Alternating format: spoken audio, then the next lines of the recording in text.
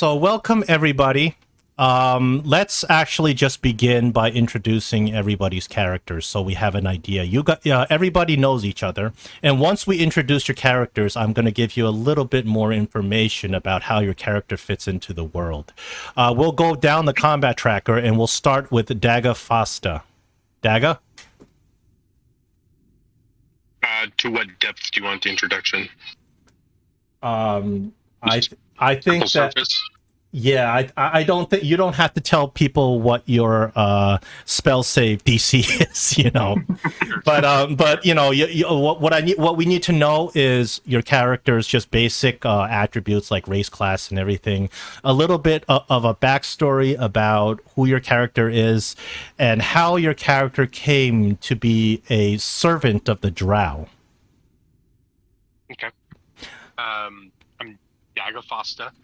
I spent most of my life on the surface with a rock gnome clan in Red Larch.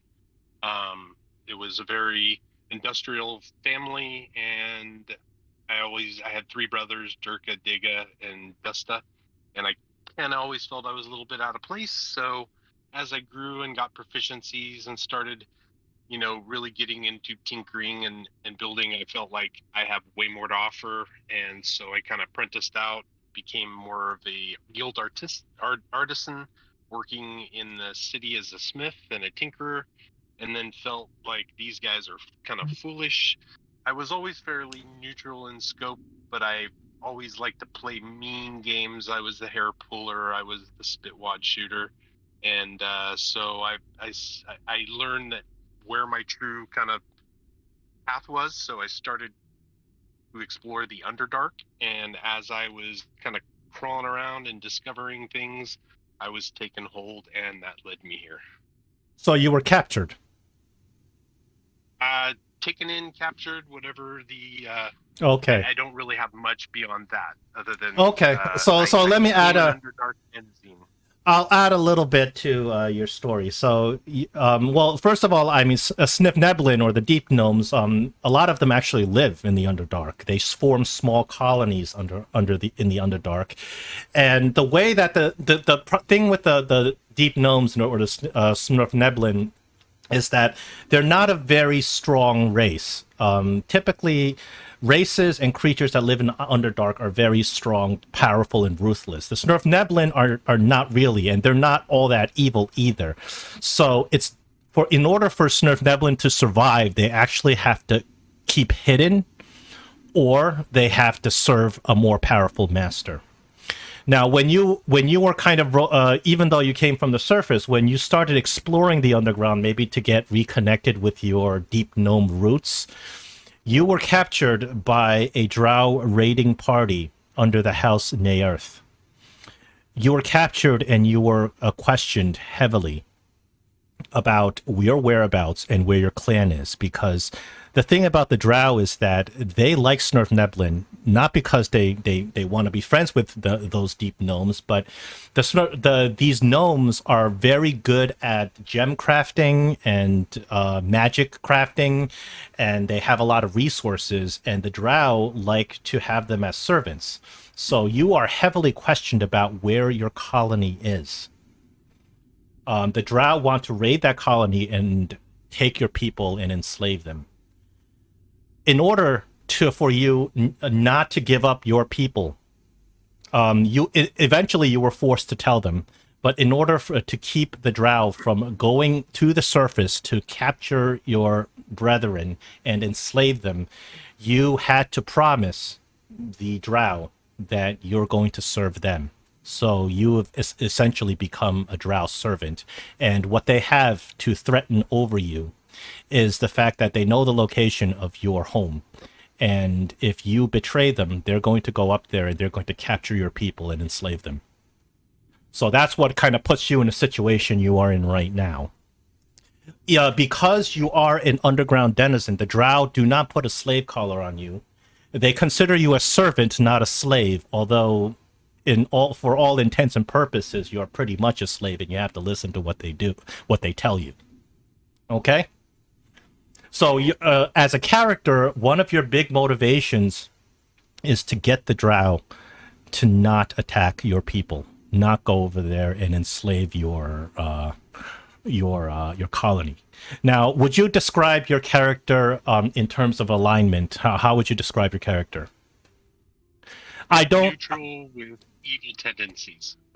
Okay. I'm not opposed to evil deeds for a sake, but I don't go out of my way to kick a kitty when I walk by. Sure.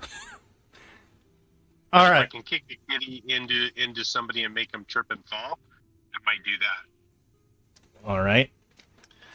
Moving on, we have Durak. Devious. That's the word, devious. Durak. Let's Hey. Durak, tell everybody about your character. Me and my brother, Tharik, who's with me, we're in an envoy to the drow to, I guess, keep business connections alive. Mm-hmm. We were kind of sent over as, I don't know if it'd be called hitmen, but we're there to make sure to get the job done. We'll help the drow out just so we can keep business alive with them. Mm-hmm. My character, I don't really take any guff. I don't, you reap what you sow, so to speak. And what is your character's class and everything? Barbarian. My Okay. alignment's neutral evil. Okay. So, being a Dyrgar, you are once again you are a denizen of the Underdark. You live there. You have a clan, a Dyrgar clan there. The Dyrgar, like the Drow, are generally pretty evil. Now, when I say evil, I don't mean evil in terms of I like to worship demons and kill every living thing I see kind of evil. They're more like I'm extremely greedy and I have no morals. And if it means that I have to kill a bunch of people to get gold, then that's what I'll do. But I'm not particularly interested in going around and burning the whole world down. So that's the kind of evil that the Drow and the Dyrgar are. So the Dyrgar and the Drow do deal with each other. They are both strong enough to protect themselves. So they don't typically, it's not like the Drow hold any power over the Dyrgar or vice versa. Although they are frequently known to start wars with each other if they're fighting over some special commodity.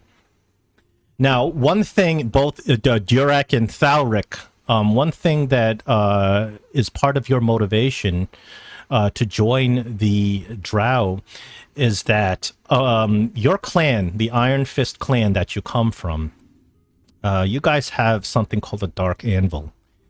It's a powerful magical item, an anvil that is used to create very powerful enchantments on magical items. Now, this was a kind of a focal point of your clan. It's part of a centerpiece of your clan, and it's something that your clan holds very, very dear. It went missing, and whoever came and stole this anvil must have been a very powerful sorcerer, because they had bypassed all of your enchantments, snuck in one night and took this anvil, which weighs like a ton. So it's very difficult. So you can't steal an anvil like that without powerful magic. And the only people nearby,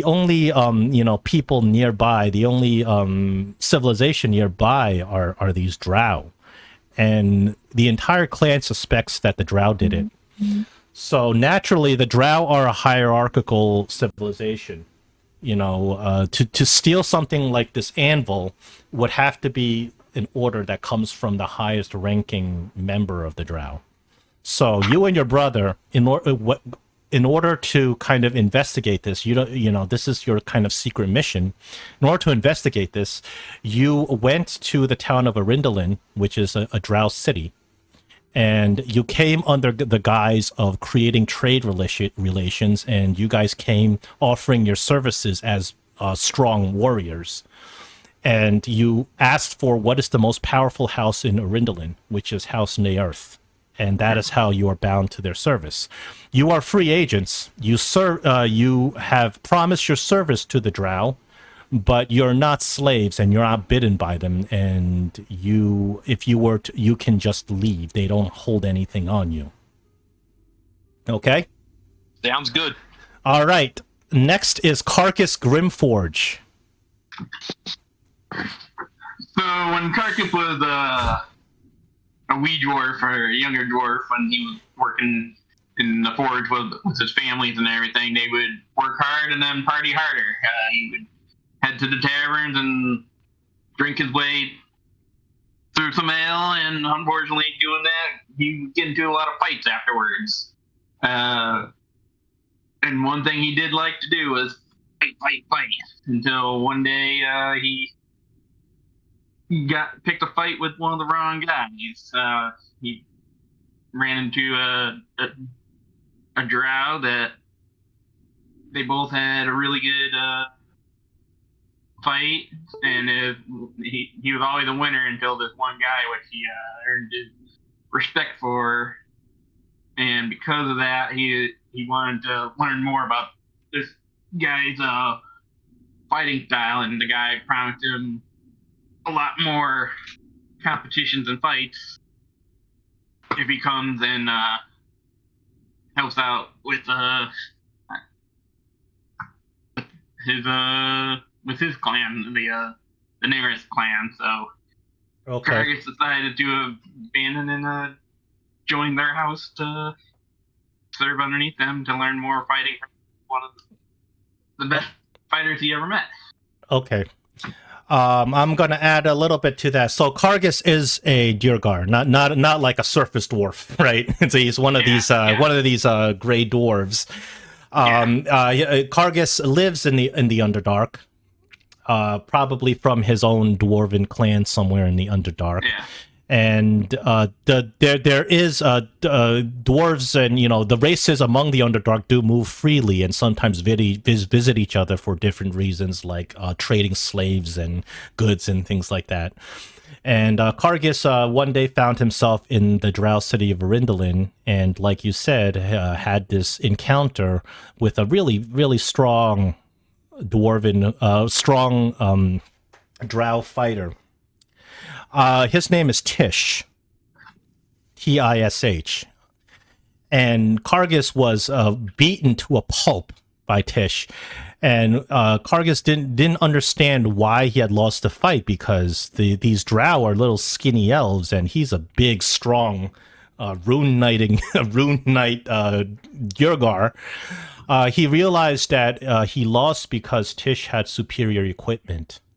You see, the drow have mastered a special kind of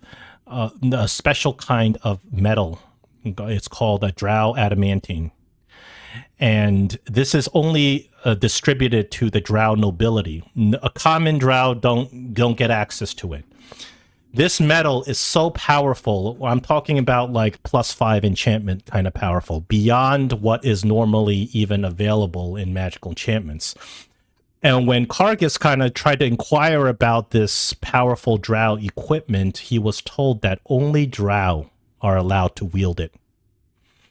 So Cargus realized that if he really wanted to become stronger, he would have to get his hands on some of this drow armor. And he would have to get his hands on some of this material, maybe to bring back so he can forge his own armor. But this is a tightly kept secret. To get this material. So he figured the only way he's going to be able to ever have access to get some of this material is if he just joined the most powerful house of the drow and offered himself up as a servant. And that is, of course, the same house of Malice Naerth, who bested him. And that's when he went and pledged allegiance to House Naerth. Okay? Good. So you have an additional motivation is what is your alignment kind of by the way? It's not unallowed to be good, but you're just gonna have a hard time trying to play your alignment. I would say he likes to fight, but he'll be loyal to the house until he achieves his goal.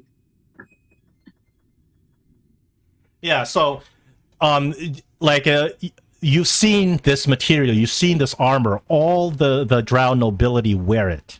They all have access to it. It's created by the drow forge master, but it is kept under lock and key, and only the highest ranking drow have the ability to go get it, because the drow feel that this armor is given to them directly by their dark spider queen god Lloth, and it is to be kept within drow.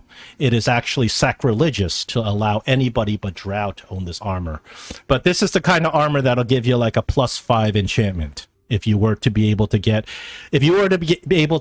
enough material with of this drow adamantine and be able to forge it, have the skill to forge it. You can make yourself a +5 plate mail. It's actually an item that doesn't even exist in the 5e DMG, but if you can get it, I'll give it to you. So that's your goal.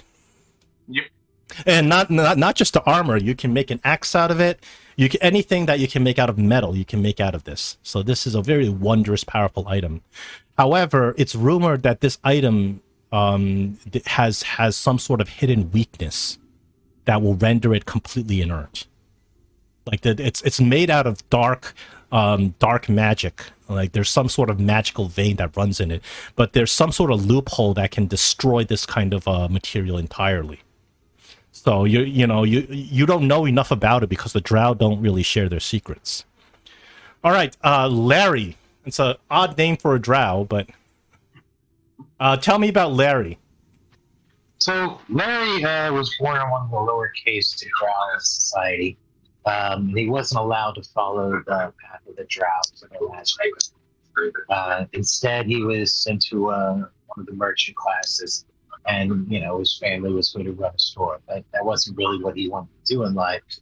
So he actually ultimately left the Underdark for a long time. He had all but forgotten his drow name, and ended up taking the moniker Larry because that was easier for the humans and the surface folk to pronounce. So he took that on, and that's pretty much what they've been calling him for several hundreds of years now. So he went to the surface. He spent a lot of time on the surface, going to the various schools of magic, searching the archives, searching libraries. Finally, he decided at some point he wanted to return home and prove that he was worthy of the path of the drow, or Lowell's Road. But he came back to find that he couldn't find his family any longer. It's either been removed or otherwise forgotten. His father, which happens all the time in drow society. One family gets deposed, another family takes power. And even though he tried to use his drow name to begin with, the other drows used the Larry as somewhat of an insult to him for spending so much time on the surface. So it's familiar, but also somewhat of a painful sting when you hear other drows saying. I'm going to put quotations around your name, just to kind of make it a sting, or be. Feel free to throw a name, drow name that starts with L somewhere in there. No, the drow name can be some big reveal at the end of a campaign if you're not dead by then. But that's the gist, and that's where I came up with Larry. Okay. Also because I suck at creating character names, and Larry's No, that's fine. That's fine. So I'm going to add a little bit more to your story. First off, you are a drow, but you're a drow male. Drow males don't get a good time. They don't have a good time in drow society. Drow society is matriarchal. The females rule, and it's polyandrous. Not only do they rule, but they take on whichever husbands they want. They don't, they are the ones in charge. And men in drow society, they are good as servants. They are good as concubines. Or they if they can fight and be warriors and they're strong enough, they make great warriors. Other than that, they are considered below females. But being a drow, you are still above any other race in the city. You're certainly above the slaves. So the the structure, the social structure of drow society is females are on top, drow males are second, and then allied races like the deep gnomes and Durgar would be the third, and then anything else would just be much below. So if you see something, if you see someone in society that's above you, you have to pay your respects, or else you're going to face their ire. So if you see a drow female, it is in drow society, you have to pay your respects to her. If you see another drow male, now the fact that you are somebody who's even lost your house name, you are below most drow males. So you probably have to pay your respects to the drow males as well. So you had gone out on the surface and spent a lot of time on the surface. I suppose learning magic, right? You're a wizard.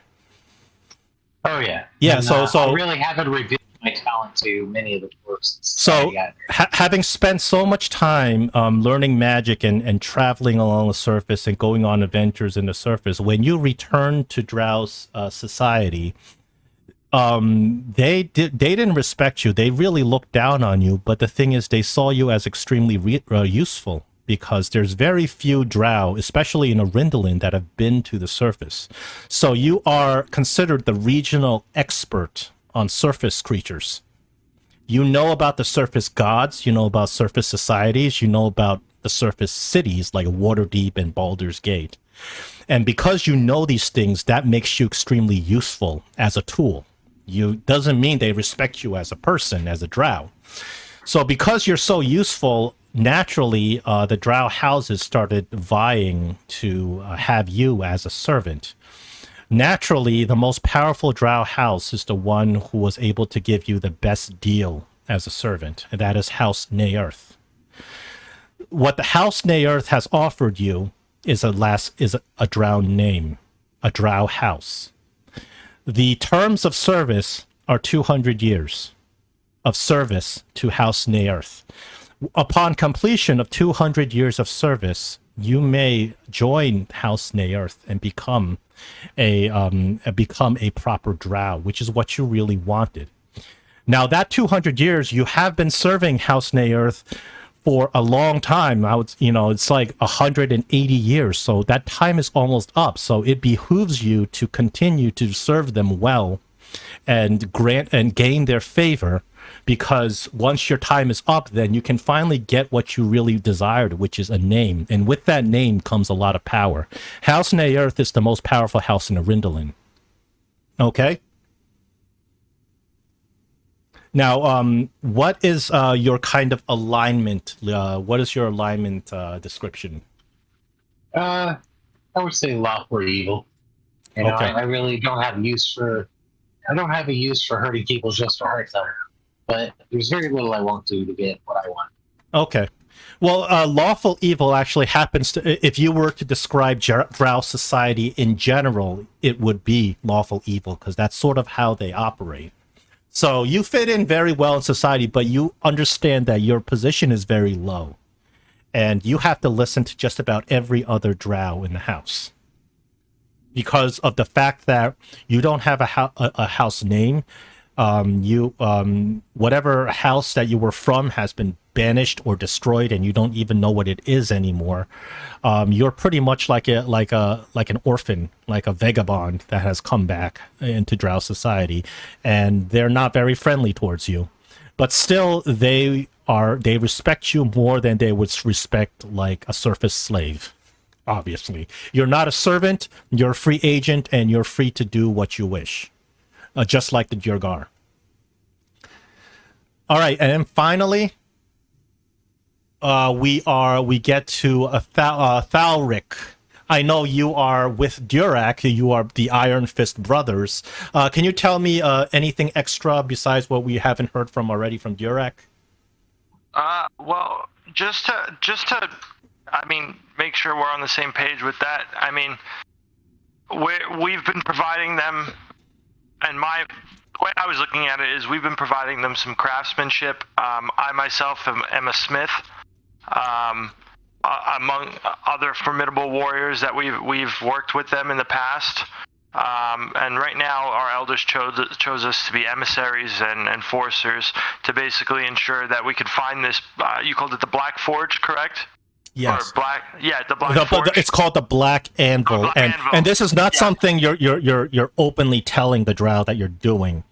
You're Yes. not, because that would be accusing them of stealing it.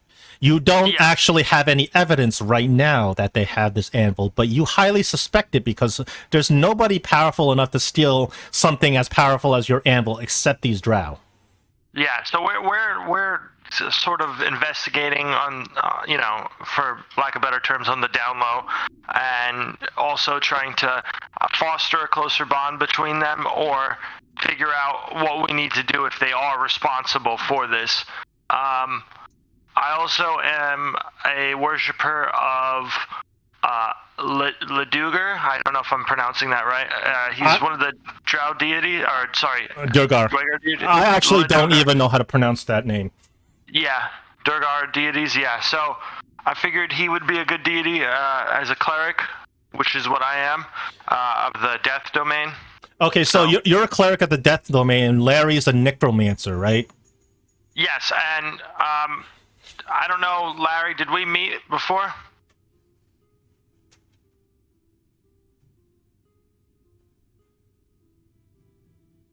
Hello? Yeah, sorry, I was in the game. So, yeah, I would assume, as a necromancer, I've been at least talking to you about your creations. Yeah, so Understand the difference between arcane versus clerical. Yeah, so I would go out on a limb here, John, say that Larry would be I would say more than the other drows because of his status, if you will, that we would probably, of the Iron Fist, would trust him a little bit more than the others, or be on better terms with him compared to the regular drows within the society, just because of his nature. Being an outsider, we know he's not working. He's working for them. Actually, let me take that back, because what if he's trying to do that for the 180 years? Yeah, I don't know. We're just trying to... We would know him off of, I guess, on the clerical side. Well, the thing is, side. all of you, for one reason or another, serve Malice Naerth. So of course you know of each other because you guys live in the servants' quarters. You don't you don't get to live in the drow apartments with a nice bedding and all of that, with a nice owlbear bedding. No, you guys live in the kind of the rough and tumble servants' quarters, which is better than the safe slave pens where there's not even any toilets. But it's still it's a kind of a rough. It's pretty rough living. It's like these small little cottages on the side of the big drow palace that you have to live in. And every day you guys come in and do your job and report to whoever your masters are among the drows. So you guys would know each other because you are of the same caste. Larry, even though you are a drow, you're not given any drow accommodations because you are a bit of an outcast. So you are forced to live with these with everybody else in the servants' quarters, not the slave pens. There's also exists slave pens underground where the drow forcibly keep creatures of many different races down there. They have like a collection of Arakakras. They have these, they have displacer beasts. The slaves serve many purposes in drow society. One of the yeah. Sorry, I was going to ask you a question. If you could clarify something with this. Now, you mentioned that the drow and the gnome and pretty much anyone that's all of us would I guess the drows would defer to the female drows, and Larry would defer to most drows in general. As a Dwegar or Durgar or whatever, are we expected to, I guess, defer to... Yes, you are still servants. Okay. You are servants because you pledged your servitude to the drow in order to kind of strengthen the bond. So you provide the drow with the smithing services, and you also help the drow when they need muscle, because you guys are proficient fighters as well. You are servants to the drow. You have to listen to them, but you're not slaves in terms of they can't whip you, they can't kill you on a whim, because you have a contract of service with them. because it's sort of like a deal that your clan has made with them to bring you over as servants. So your social standing is not horrible, because you still have free will. You can choose to end your service with the drow and leave, in which case you got to roll a new character, because that's what the campaign is. But at the same time, you know, you're not going to be told drow secrets or anything. Okay, gotcha. And that's sort of the position all of you are in. You're all servants, because we don't have anybody here who's chosen a monstrous race or a surface race. So no, there's no slaves here, and we have one drow. But it sounds from your backstory, you're not a full-fledged drow. You're kind of an outcasted drow. So you are relegated to being a servant until your 200 years are up. Then you are, well, in your contract, you're guaranteed that, but you know, with the way drow operate, there's a lot of deception and trickery, and you have to really kind of hold firm, and you might have to do some trickery of yourself to complete your contract. Okay, does anybody have any more comments in terms of character introductions? All right. Nope. So let's be. One quick thing I would say, appearance-wise, I always have armor on. That's kind of a typical trait. I'm always heavily armored, and I have the ability to kind of send it away or bring it back on. So that's kind of an appearance thing for me. Okay, Iron Man. Yeah, so Daga, being an artificer, he has all of these magical tricks that are very unusual in these parts. So he's always a big curiosity, and when the drow see what you can do, they covet your abilities and your skills, which is why they have agreed to not go and enslave your entire clan and people, because your abilities are of a lot of interest to them. They want to use you for their own gain, and they want to exploit you. Ooh, they're gonna use you. Yeah, that's the proper term for drow. They don't, you know, it's more like, it's not. I wouldn't call it patronage. I would call it exploitation. So let's as this adventure begins, we start off, of course, in the Underdark, and what I've provided for everybody is the map of the Forgotten Realms Underdark. This is a direct sort of a mirror image of the Sword Coast, except it's thousands and thousands of meters underground. It's actually not easy to travel from the surface to the underground. For those of you who have been to the surface, you know that it's a massive journey, very dangerous. Many people die from this journey, which is why the drow have not like waged war all across the Sword Coast. It's just because, you know, once in a while a cavern or something opens up with a connection to the surface, but it takes weeks and weeks to travel the narrow caverns that wind up to the surface, and once you do so, the cavern may collapse and close in on itself. So it's very dangerous. So the drow that do choose to go to the surface and attack surfacers, they do so at great peril. So most of the time, the Underdark is self-contained. The Underdark is also a brutal place. If you're just to survive in the Underdark, you're strong. You're not like a weak, dinky level 1 character. There aren't too many commoners unless they are protected. Everybody in the Underdark knows how to fight, knows some magic, knows how to survive and take care of themselves. Otherwise, they'd be dead.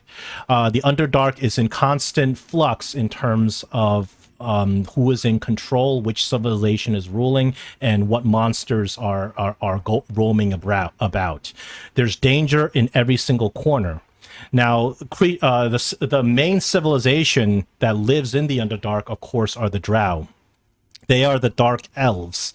And if you, I think a lot of you already know the history of the drow and how they came to be there, but just as a very quick recap, the drow originally were surface elves called the Ilfarin. So it's a little bit controversial because they have black skin. And that kind of gets into this, our modern PC way of thinking, and these black-skinned creatures are evil. But in reality, I mean, it doesn't make sense because anything that lives underground out of sunlight would not have black skin and have white skin. But that's just what they are. But they had black skin even before they were driven underground. They were originally surface elves called the Ylfarin. And they lived above ground alongside other elves, but they were they were more of a militaristic, selfish society. They didn't worship nature like the other elves. They were more interested in gaining power and military might. So because of that, they always had conflicts. And then there was a big event where they went to war with other elves. And because of going to war with other elves, and because of their obsession with power, they agreed to swear themselves to evil gods just to go to war, just to get more powerful. The other elves would never do so because the other elves have their elven creed and their beliefs. And ever since the Ylfarin started fighting surface elves, they've become mortal enemies. Like nobody hates each other more than surface elves and drow. Well, the Ylfarin, who are now known as the drow, they lost this war, and when they lost the war, they were forced underground, which is the only place they survived. Once they went underground, all the evil gods they worshipped abandoned them, except for one, and that is the Spider Queen Lloth. Lloth is a venomous, hateful god. She is a god that, in order to worship her, you have to prove your strength. When the drow speak of Lloth, they speak of Lloth's favor. That's what they care about, because the way that Lloth operates is that if you're strong, she will favor you and she will lavish riches and power upon you. If you're weak, then you're not worthy and you will be killed. So the drow began worshiping Lloth, and they created their civilization underground. But the drow have always dreamed of getting powerful enough to return to the surface, kill everyone or enslave them, kill the surface elves, and regain power and become the reigning people of the surface. They consider surfacers such as humans, dwarves, halflings, everybody. They consider them as chattel. They're good for keeping as slaves. They may have some skills that you want, but other than that, they're worthless, and they're just meat to be killed. Because they don't worship Lloth, and they cannot gain Lloth's favor. So because of that, the drow will sometimes go to the surface to capture some slaves or attack people from slaves. And the drow are usually the big bad evil guy in campaigns when we play in the Forgotten Realms. But this time, the drow are your quest givers. So among the drow, there's a couple of different cities. The most famous drow city is the city where Dris Do'Urden comes from. It's called Menzel Berdanzan. That is way to the north of the Underdark. That is like a major big drow city, and that's like a metropolitan area where planar creatures come in and about. It even allows some surface creatures to come down and do trade.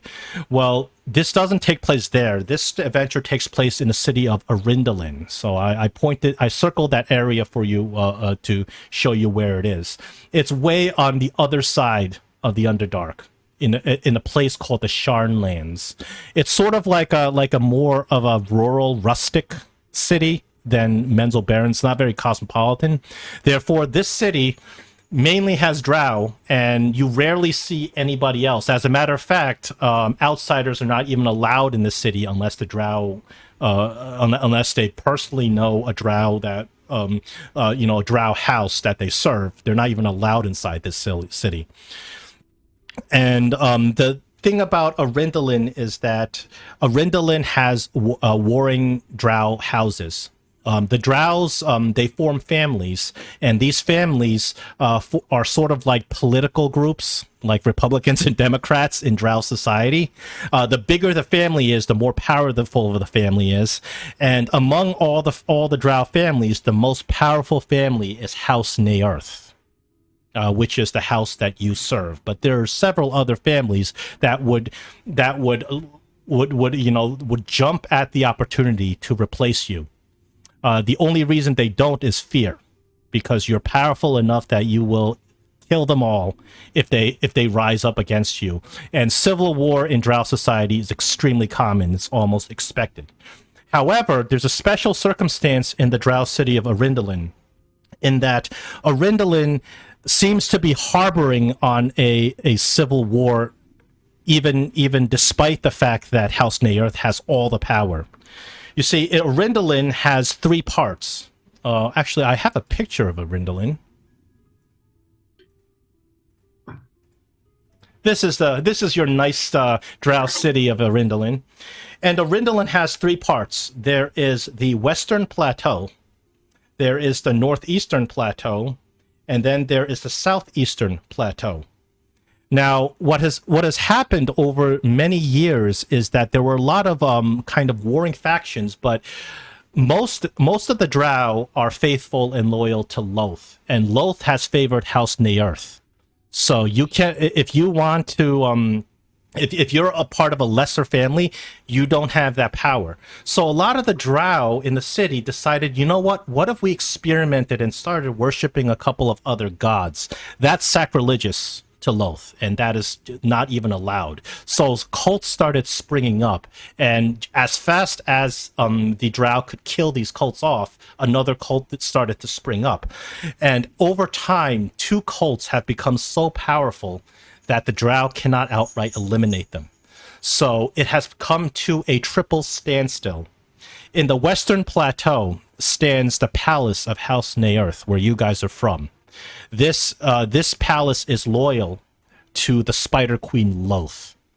However, on a northeastern plateau sprung another cult, a cult to Veyrun, which is another drow god, but he's a lesser drow god. It's okay to worship him as long as your primary allegiance is to Lloth. But these people have started giving their allegiance more so to another drow god called Veyrun, and Veyrun is called the Mask Lord. He is the drow god of males. So this group believes that males can be just as good as females. It's sort of like the women's lib movement, but it's more the men's lib movement in drow society. The normal drow houses despise this group. They think it's just an affront to the Spider Queen's favor. Finally, there is a third group in the Southeast Plateau. Now, this is a group of really twisted cultists practicing ritual sacrifice. They have pledged themselves to the god Gauntador. He is the god of outcasts. This is kind of the reason that the drow have not been able to eliminate this group is because they are so twisted and so hidden that they have agents in every other aspect of drow society, and nobody even knows what the leadership of this cult is. But they've become a big problem. Okay, so that's how the city of Eryndlyn is organized. Now, you guys are from House Naerth, and I'm going to introduce you to the members of House Naerth. In a drow house, every drow house is led by someone called a matron mother. She is the oldest female drow in the house, the most powerful, and she has the direct favor of and blessing of Lloth. This is matron mother Lythara Naerth. She is so high in station that you are not even allowed to talk to her. You don't report to her directly. If you see her, you pay respects and put your head down. She is the head of the house, and her word is law. Below her, so she has had 3 daughters, and each of the 3 daughters have different positions. So the daughter below her, that is the strongest, right beneath her, is called First Sister, and her name is Malice Naerth. This is Malice Naerth. You guys are directly under the service of Malice Naerth. She's the one who has, made the deal with the Iron Fist clan. She's also the one who has contracted Larry, and she's also the one that is pretty much that Daga reports to as well. And she is a sadistic woman. She's kind of unhinged. She's crazy. She takes pleasure in torture and killing. And on top of that, she has multiple drow concubines, drow male concubines, that she kind of jumps from one to another. And she is pregnant. Because she is the most ruthless, vile, and evil of the sisters, she is the next in line to inherit the throne when Lithrana Naerth dies. So she is actually heavily feared among everybody else. You definitely want to keep her happy. She often delights in just randomly looking at the slave pen and picking slaves to sacrifice to Lloth. Lloth does love sacrifices, and the stronger the sacrifice, the happier Lloth will be. So she typically will sacrifice, and she's actually very wasteful. There are slaves that are of great use to the drow house that she has sacrificed to Lloth, and you take a big loss because the slaves are possessions and commodities. So she would sacrifice powerful monsters like displacer beasts to Lloth, and those monsters are supposed to be, they're supposed to be commodities of the house. They're good for protection. They cost thousands of gold, and she just at a whim sacrifices them. So that's her. And below first sister Malice is second sister. Her name is second sister Jezra. She is a younger daughter of the matron mother, and she is all business, no humor. She follows her orders to the T, never stirs the pot, does her duty faithfully, and has complete loyalty to Lloth. You don't report to her directly, but you know of her. Finally, there has been you guys used to know the third sister. Third sister, her name was Chazelle. And the thing about Chazelle is that she was one of the most beautiful drow that ever had lived. I say had lived in Eryndlyn. Because of her beauty, she was highly prized and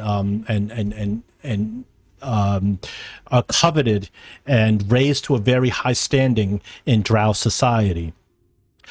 She used to have a concubine named what was that name? Triss, right? That same guy that I told you about. Yep. The guy that beat you in combat. Was it Kargus? I'm sorry. Yeah. Yes, I just remind myself. So Triss was her concubine, and they were very, very close. Triss also is a very, very handsome and muscular and very good-looking drow male. Because he was her favorite concubine, that made Malice very jealous and angry.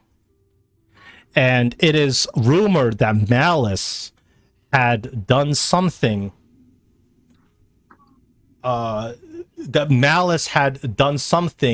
to frame Chazelle, third sister Chazelle. Malice had put in a fake letter of Chazelle planning to overthrow the matron mother. And when the matron mother found out about this, Chazelle was banished. This was done in the private chambers. You don't know what her punishment was, but you never saw Chazelle again. The last time anyone seen Chazelle was maybe 20 years ago. But everybody knows of her. So once Malice did this, Malice took Triss for her own concubine. So that's sort of what drow people are like. Any questions? No. All right. So it's these are the people you serve, and it's kind of a typical day And day and night is determined in you're in Underdark. Obviously, there's no sunlight, but day and night is magically determined by these magical lamps light in the city, and it's a typical day in the Drow City, and you guys are going about doing your usual work in the service of House Naerth. When you are all summoned to the temple of Lloth. You guys are kind of busy at your work when you hear that Malice Naerth herself has summoned you to the Temple of Lloth.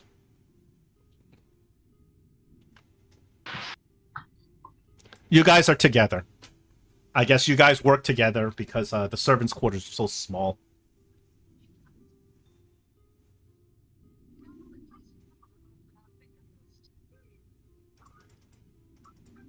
Do we hear why we were summoned to the temple? No, you don't. They don't.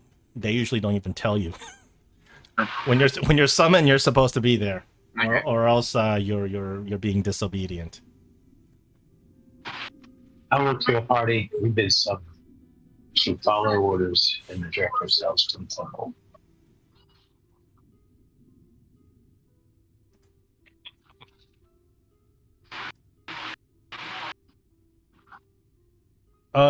Somebody trying to talk? I can't hear you very well. Yeah, I was just saying I would address the party and tell them we've been summoned. It's best we make our way towards the temple with haste. Yeah. Once I heard the summary, let's get going, guys. How are we lodged? Do we have a crew lodging individually?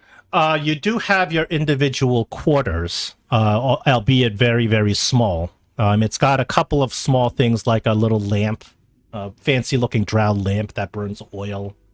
It's got a little bit of storage space where you can put your personal items, and it's got a door that these doors typically don't even have locks, just so if the drow want to summon you, they can do so immediately. They don't allow you to have that privacy. Another drow servant comes over, and he is another Durgar, and he kind of looks at it. He's like, yeah. Malice herself is asking for you. You better go there with haste.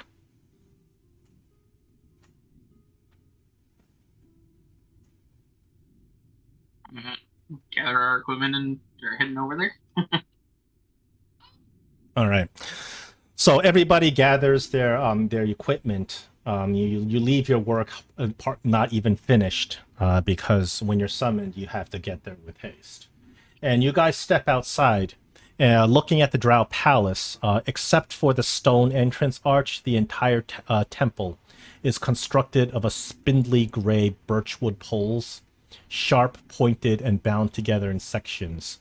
The tops of walls, spires of the small towers, and window arches are all serrated like filed teeth. There's black pennants with the symbol of House Naerth that are dangling from the parapets. So you guys enter the temple, and the temple is a very serious place. When you enter, you have to be very respectful. Keep your head down. Keep your hands covered.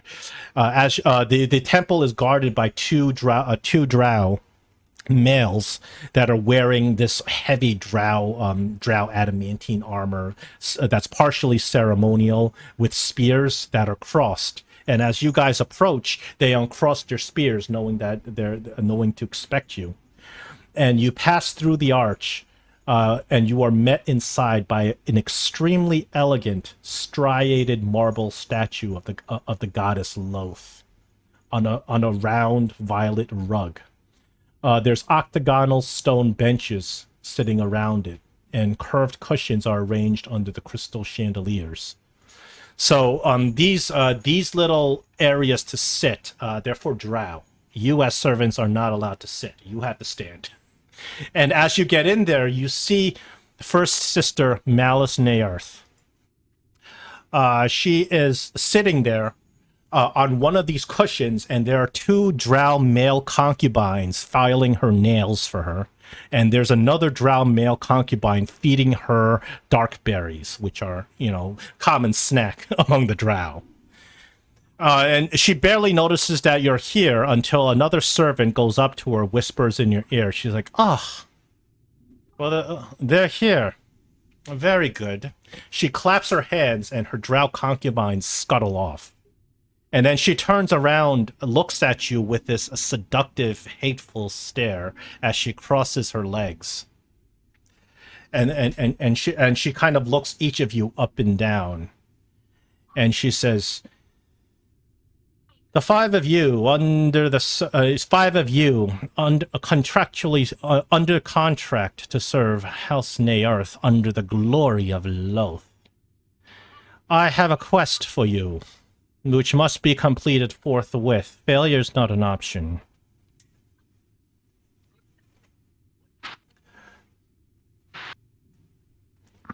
Yes, milady. What is the quest, my lady? She says, bow my head a bit, and then says she kind of looks at you nonchalantly, like this is all routine for her. She's like, "As you may know, House Naerth is the most powerful drow house and has the direct favor of Lloth in Eryndlyn. However, we are in a delicate balance with those dreaded cults, the two of them. We cannot get the upper hand on the cults, neither can they of each other or of us, and this has been a standstill, a cold civil war in Eryndlyn." And she kind of just looks out the window, and she says, "We need to see this balance tipped in our favor. Well, you see, and you guys can see that she actually she has a big belly, and you realize that you haven't seen her in a while. So it's been a couple of months since you actually seen her. You realize that she's pregnant." And she said, "You see, I am with child, and this is my favored concubine. This is seed. I am sure it will be a female, and I'm sure it will be an heir to the throne of Naerth, which means that it might be time that I secured my position as first sister and direct heir to my mother, matron mother Lytharana. And to do this, I believe the best way to do this is to tip the scales of this standstill that we have." And you see her kind of contemplating, like, kind of as if she's kind of lost in her own thoughts. But then she snaps back and she takes a look at the rest of you, and she says, "One of the things that have been making our house weak is that we are losing too many scouts, too many war parties out there to the undead. You see, over at the Lost Pass, it is discovered that there have been a influx of ghouls that have been coming from the tunnels, and they are in direct conflict with our patrol paths. It is strange that these ghouls are not attacking the cultists, but attacking our drow war parties. So one must suspect that one of these cult factions is responsible. I need this ghoul threat eliminated." She looks at you, she's like, "Understood?"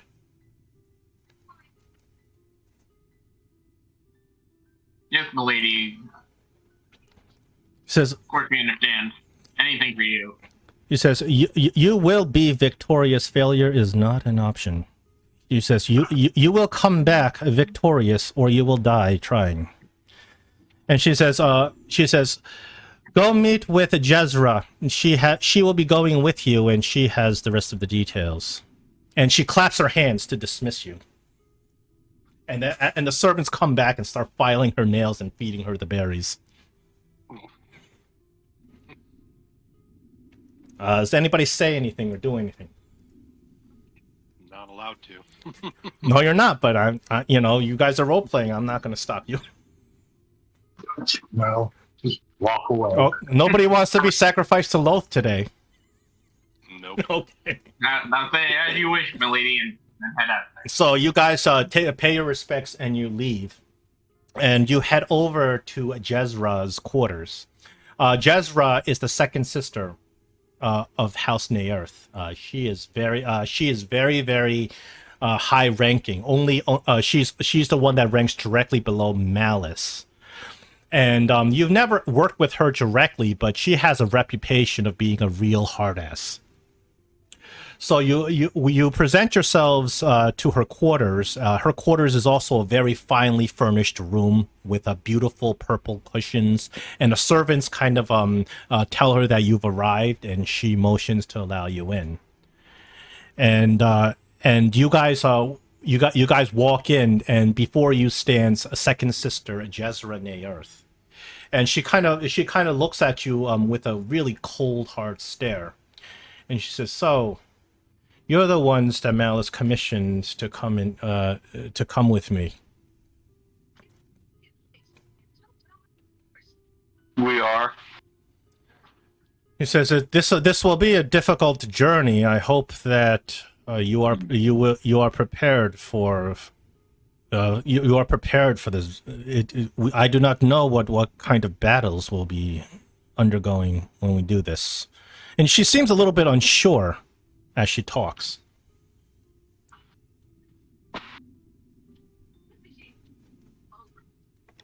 Never worked with her directly, correct?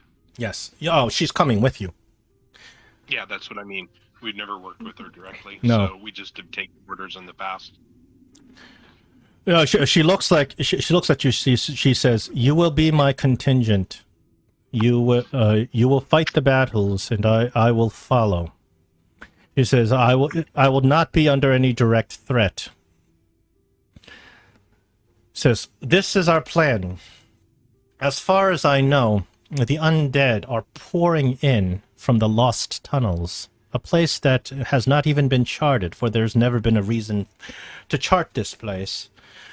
But that is where the ghouls are originating. Now, she looks at two of you. She's like, "Larry, is it?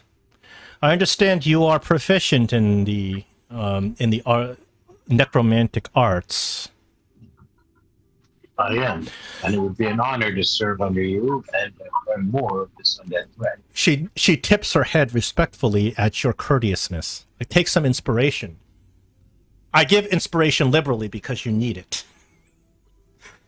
She tips her head at you respectfully, and she says, "Then tell me, when ghouls, typically ghouls, would they group together in numbers of 20 or more and target small raiding parties? Is that typical ghoul behavior?" No, man. Ghouls would be mindless husks. They would need to be controlled by a master somehow. That is what I thought as well. She says, "Tell me, what sort of necromantic magic would it take to control this many ghouls? Hundreds. Enough to kill our warring parties." It could be done by one mage, or it could be done by several. It depends on the skill and the purpose of this so-called rival. And then she also looks at you, Thalric. She's like, this is why Malice chose the two of you. You are the most proficient in the in the arts of death, magic, and necromancy, and you are best equipped to understand what we are dealing with. She says, "We are going in blind. I do not know what we're going to face, but I do know that once we get to the lost tunnels, they become extremely narrow, perfect ambush points. We must be prepared for anything." Aye, my lady. When do we set? "Tonight. We shall waste no time, and this operation will be conducted perfectly. Our mission is to find the threat and eliminate it."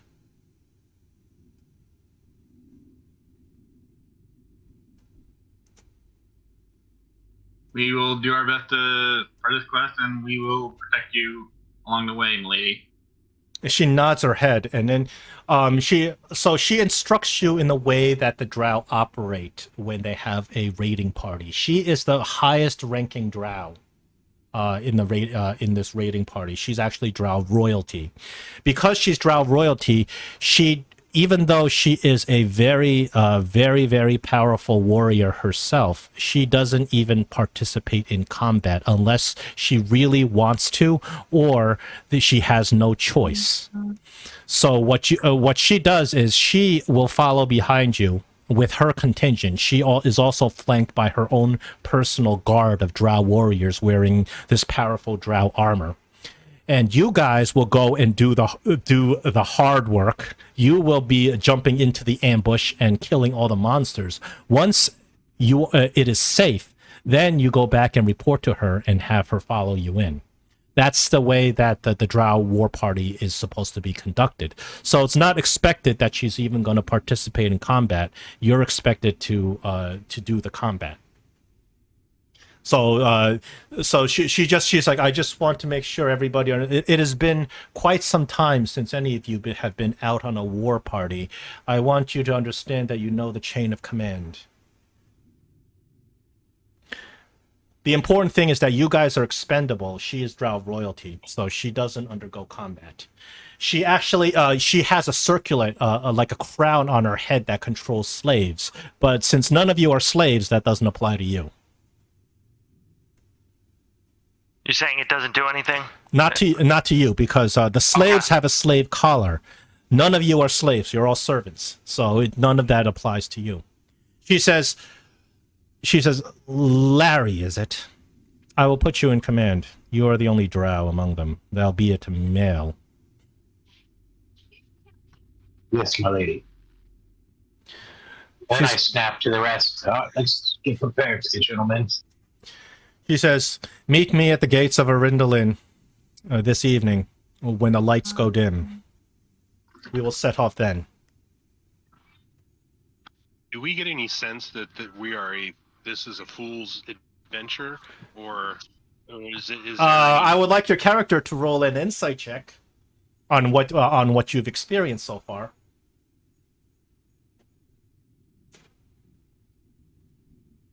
I forgot to throw in the box. That's okay. Next time, do throw in the box. You believe that this is a legit quest because if they were trying to send you off to get you killed, they would not send Jezra with you. If they send Jezra, that means that this is a very important mission because she's exposed outside the gates of Eryndlyn. And she's very valuable. So if there's other people looking to attack the drow and hurt the House Naerth, this would be a chance for them to ambush her.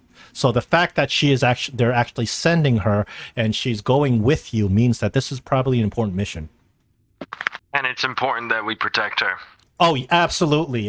If she dies, your lives are pretty much forfeit. But did I get this right? We go ahead where a possible ambush would be and leave her behind?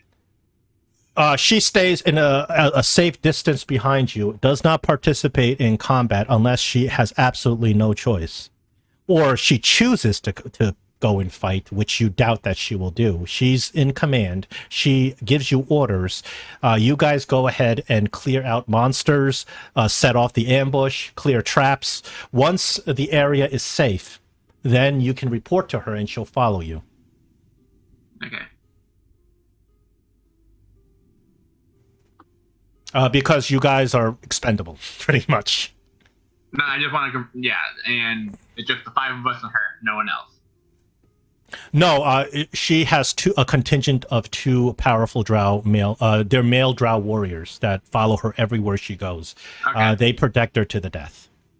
No, I just want to make sure, when we go to do the check for ambushes and traps, that she has 2 people back there so she's not by herself. When you roll initiative, she won't be there. That's what I mean. Yeah. Because she's not gonna be following you into the area that is going to be potentially a dangerous encounter. And her 2 minions aren't going to be in the initiative. No, her 2 minions are her personal guard. They're like the Secret Service. Their only job is to keep her safe. But even with her 2 strong drow warriors, the minute she goes outside the gate, she's vulnerable. The fact that they're sending you with her means that they trust you to a certain extent not to betray her and kill her or try to attack her or something like that. They trust you to not. They trust that you're not going to be doing that. But outside the city gates, she's vulnerable and she's highly valuable to the enemies of Malice Naerth. Although they don't necessarily know that she's going on this quest. This is inside the house. Cool.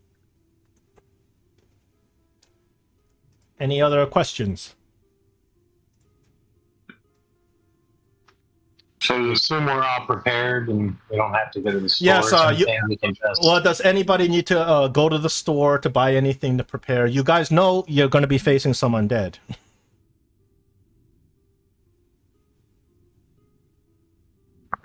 I think. I mean, I don't want to speak for everyone, but I think we're good. I think we're good. I asked Larry. Yes, she put Larry in command naturally because he's a drow. Yeah, so I whispered to Larry, "What's in it for us?" Then I look towards him in a sort of Being you're in charge, you get to ask her that. I don't ask her anything. I just say it's your honor to serve. What more do you need?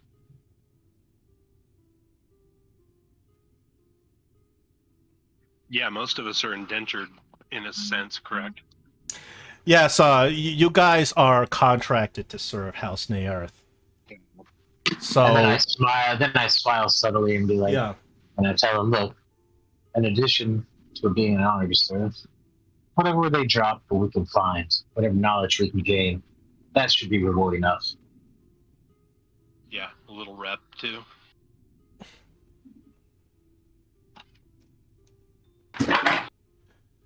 So the day passes by kind of pensively, because I mean you guys know you're going to be going on a fairly dangerous adventure, and obviously there is a possibility that you could lose your life to this. This is a dangerous trip to an uncharted area in the Underdark. Something keeps beeping. Is that me? Or is it one of you? Somebody's getting. I'm sorry. It's my phone. Probably you're hearing vibrations from my phone. It's. Oh, okay. Because I'm wondering if my earphone's power is dying, because it makes a similar sound. At least So just before we venture forth, I want to make sure that we have plenty of corpses by visiting the study quarters. Put a handful into a bag of holding, as many as I can fit, as well as go into a trance for 4 hours as a full day's rest, regain expense. And then my zombies should be able to stay awake for 24 hours. All right, so you raise 4 zombies. Larry raises 4 zombies that are kind of following you around. But I am going to go into a trance between then and now to regain those 2 spell points. Are you using Animate Dead?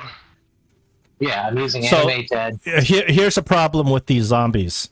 The drow war party travels very fast. These zombies are just lumbering.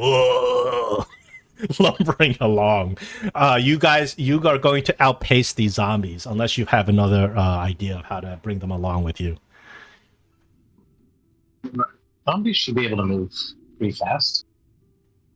They have a speed of 20 feet. The drow war party moves pretty fast. What about a skeleton? Would that have moved the same? Yeah. Skeletons are actually faster, I think. They have 30 feet. The reason I bring that up is because Animate Dead, he could have done skeletons as opposed to zombie. Would you like skeletons instead? That'd be fine. I didn't realize there was a movement issue. I'm just raising it for realism. I'm not doing it to screw you for on purpose. What is are there special stat adjustments to these skeletons that you raise? Yeah, it would be plus 12 hit points, and then plus 4 to hit. Okay, skeletons are already plus 4 to hit. So it would be plus 8. Plus 8 to hit? Yeah, in addition, they get my proficiency, yeah. Okay.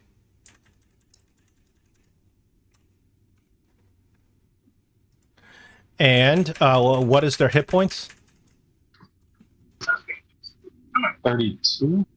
Well, they normally skeletons normally have 13 hit points. What is their new hit points? It'd be 25 if he said they get a plus 12 to the hit points. Okay, I will set their hit point to 25. I've created an NPC called Larry Skeleton. The skeletons move pretty fast, so you animate these skeletons and they're kind of jittering. They're a little twitchy. They're following you around. And armed 2 with longbows and 2 with long swords. That shouldn't be a problem. They both have it.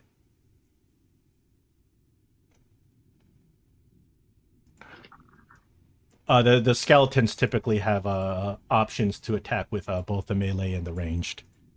And it's +8 to hit. Excellent. Okay.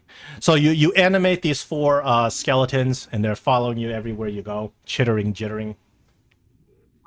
Their little mandible jaws are kind of clicking, clacking. You're not going to be very quiet with these skeletons clamoring about, just to let you know. That's fine. I would imagine we would be quiet. I'm in half play anyways, so. I'm in full plate, so. Yeah. Clink, clink, clink, clink. Yeah.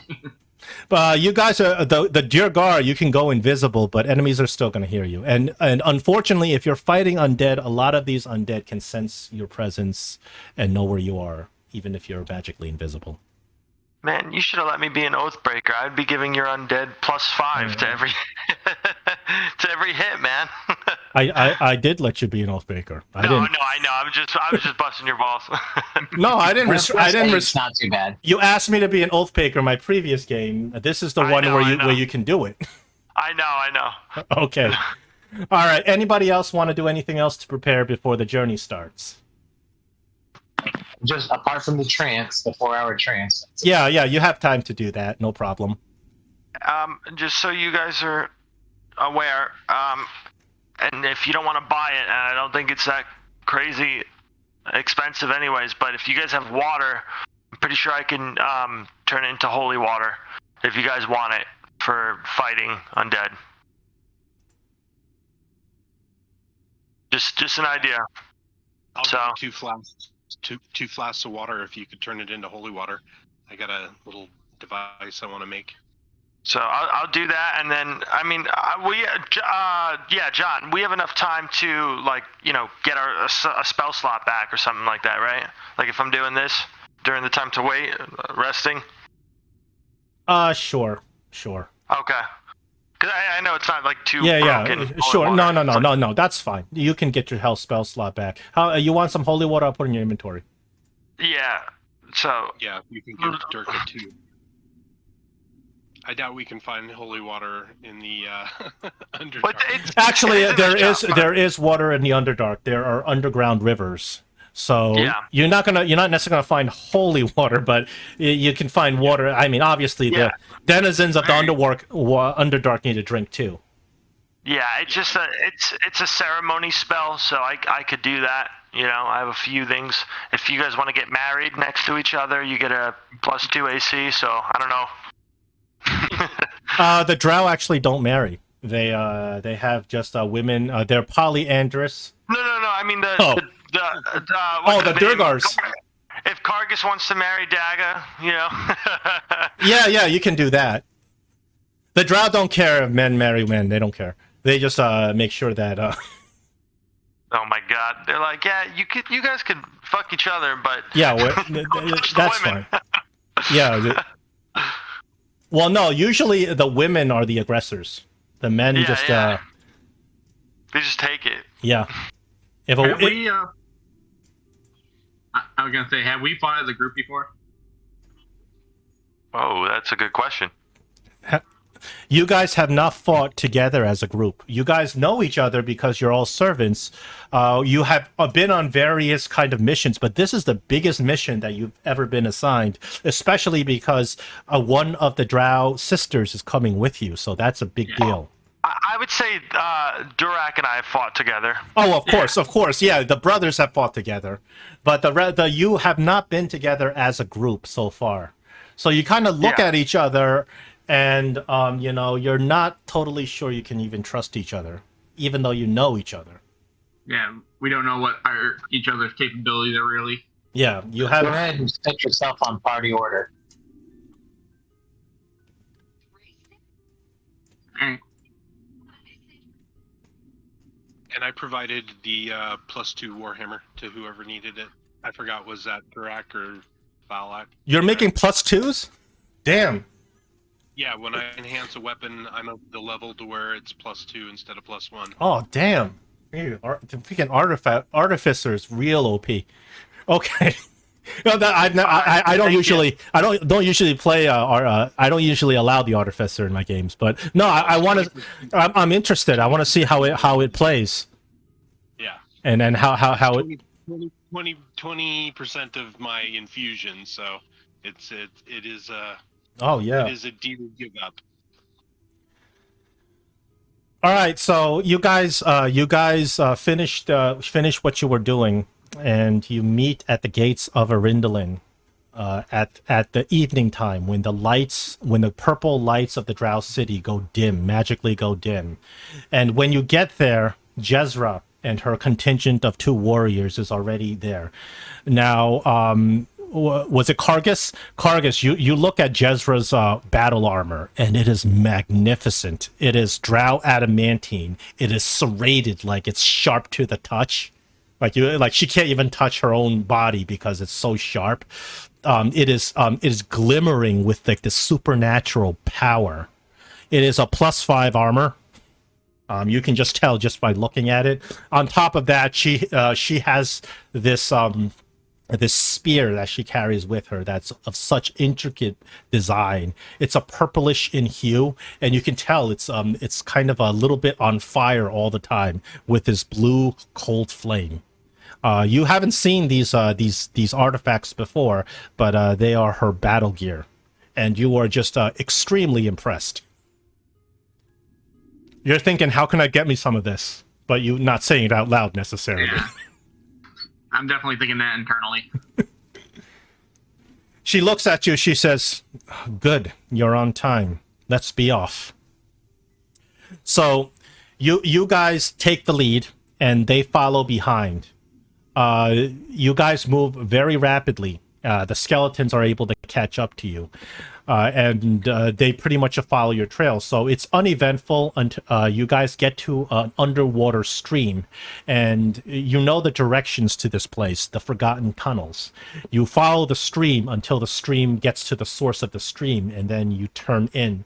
And on that turn is uncharted territory in Underdark, meaning nobody has a map of this place, nobody knows what it looks like, and nobody knows what you're facing. So as you start progressing and you start moving down, I will allow both the necromancers, Thalric and Larry. Thalric, I will Larry, you roll your Arcana. Thalric, I'm sorry. yes, Thalric, Yeah, you're the Death Cleric. Thalric, you can Yes. roll your religion. The DC is 20. Oh, actually, no, you don't even know the DC. Put it in the hidden roll.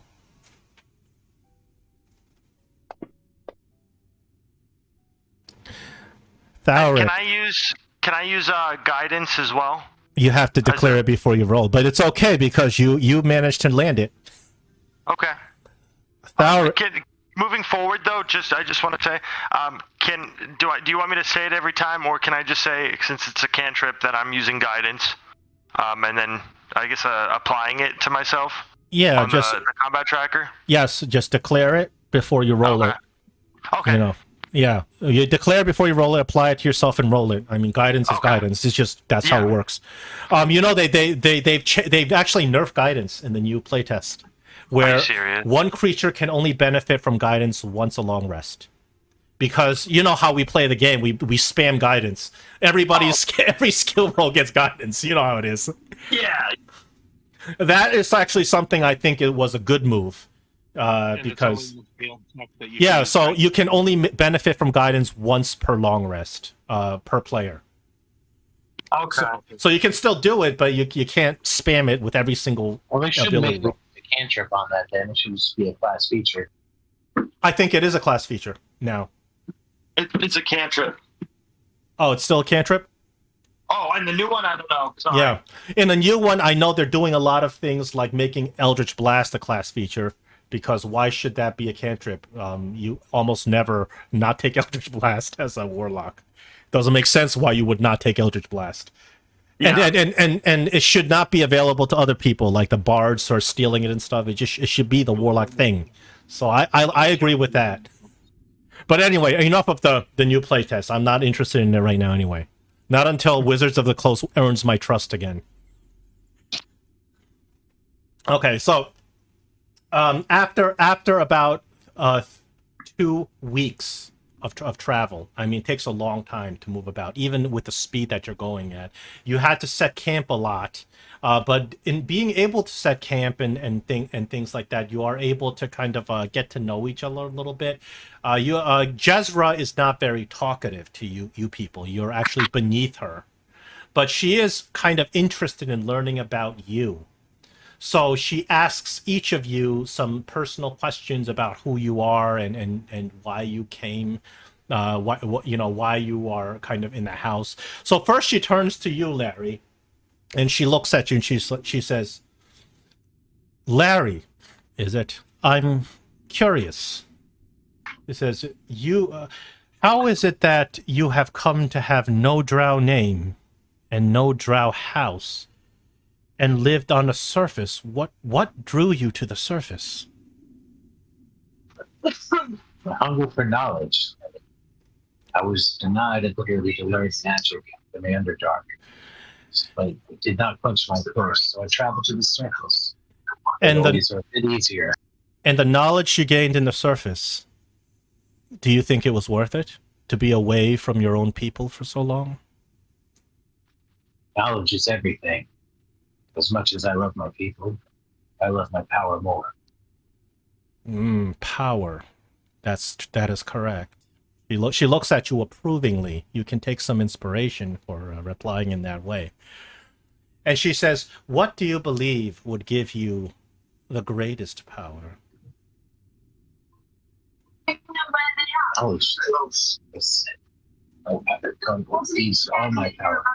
The ability to control life itself, and I bring over to my skeletons to stick around. She says, "Your contract has almost been completed, and you are to join House Naerth. How do you feel about that? Are you excited?" I am, my lady. She looks at you and she kind of nods slowly. She says, "Then, do you have devotion to Lloth?"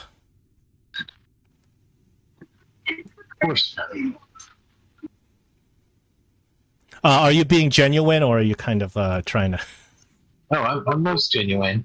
Okay. And then I explained to her, having a name once again would provide me with access to more knowledge and to allow me to train with wizards in Underdark. Roll a perception.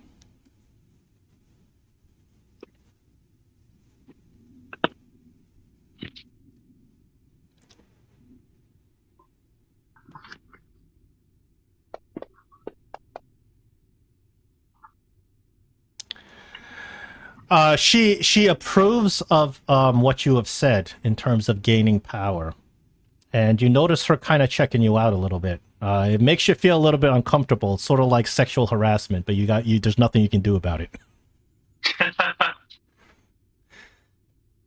Okay, that's Larry. And then on another evening, she kind of turns over to the little deep gnome Daga. And she sits there and she starts asking about you, and she asks about, since you're from the surface too, she has a lot of questions about the surface. She asks you about all of your the people, the Sniffneblin people, and she says to you, Daga, she says, I won't put up any pretenses. You and I both know that you are with us prevent us from enslaving your people. And she says, now, what if you could have a guarantee that the drow will not be of any threat to your people? would you still serve us? Yeah, I think it's kind of a misconception. It is an adopted family. It is not a blood family. So I've lived with them. I still have feelings for them, but I have no further use of them. So you would not be too remiss if they were to be captured and turned into servants. If they were, you would be, of course, their foreman. Would that be a suitable arrangement for you? Kind of looks at you with a smirk in her mouth. Yeah, I know their strengths and weaknesses. I think we could be a little formidable little unit, and they have quite a bit of skills in crafting, which I assume is a big reason why you want me as part of your house. That's why we want you as a servant of our house. But what makes you want to be a servant of our house? I never want to be a servant. I want to be an actual asset. And the more I can create, and the more outlandish I'm allowed to create, I think is a benefit to everybody. Well, you are not drow. Unfortunately, your status will always be a servant if you are in our house, but certain servants are allowed more liberties. Would it please you if you were allowed to build anything you could desire? Without any restrictions, besides that which is not allowed by Lloth herself. Absolutely. And I'm quite the sexy little gnome as well. Do you say that? Yeah. She looks at you and she says, she looks at you, she says, I only mate with drow. But I like she likes your response. You may have some inspiration on that. You can tell that you've garnered favor in your ruthlessness and your ambitions to create great and powerful things under her patronage. So she looks like she has During favor. the conversation, I didn't look at her directly until the end when I said I'm a sexy little gnome, when I actually looked up at her and smiled. You know what? Give me a performance roll. If you land this, I'll give you another inspiration. Helicopter. Oh, great, good. That's a great roll. You get another inspiration. She bursts out laughing. Just the mere idea of mating with a loam is just so hilarious to her that you've definitely garnered her favor, and you may have a second inspiration. Okay. Flourish You got actually bow to her. but it's all serious to laugh. Nice.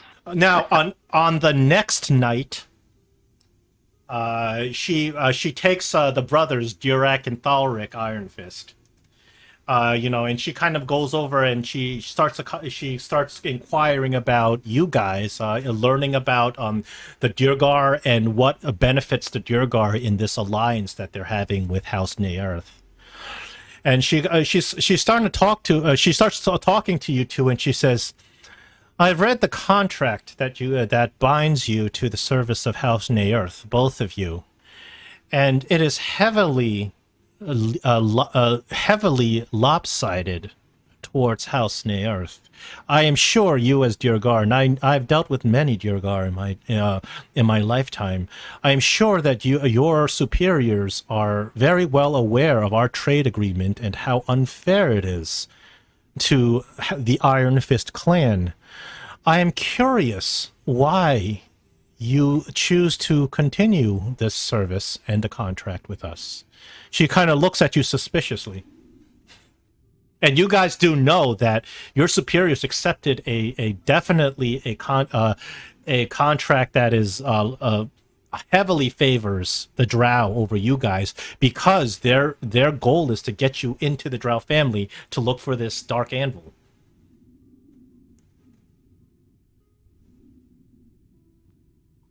Well, actually, John, what I rolled for in religion, did we answer what that was? Oh no, that's gonna come up soon. Okay. Well, I look at Durak and I look at her and I just say, "Milady, we're here to hopefully better our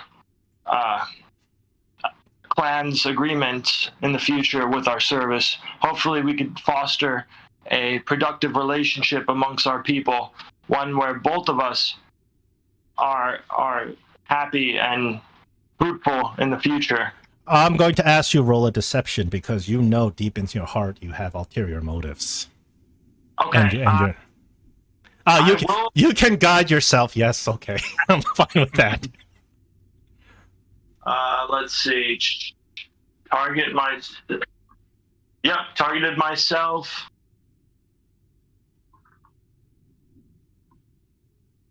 Click that guidance effect. I believe it's on. And I'm rolling it into the tower. My -1. No, this is not a high DC. Oh, it didn't seem to roll that guidance. Oh, you did not put the correct effect. You put a guidance concentration effect on yourself, but it doesn't. Roll me another D4. Okay. Just so I'll add it. I'll just add it to this. Okay, that's enough. She seems kind of suspicious, but she doesn't question you any further. She just accepts your answer at face value. But she eyes you with a little bit of suspicion, and then she says, "So you are willing to give your lives in the service of House Naerth as you are doing now? Do you do this willingly? For I do not know what we face, and it may come to that. It may come to, if it comes to your life or mine, you are expected to give your lives for mine." We promised our elders we would fulfill our part of the bargain, so yes. All right, she looks at you, Durak.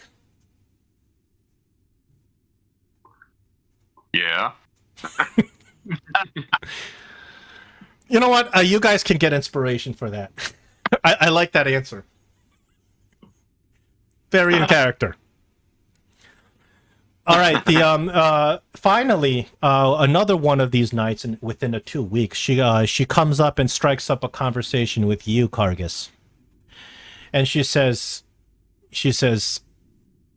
"I've noticed you looking at my armor and my weapons.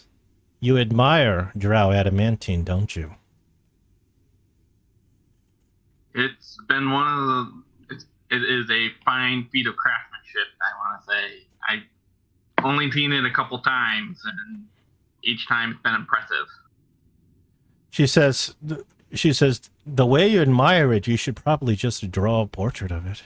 And she's kind of like just making a little whimsical comment. She says, "But you do understand that drow adamantine must only be worn by drow." Hey, And she John, kind of, I'll be back in 5 minutes. I got work calling me. "Oh, no problem."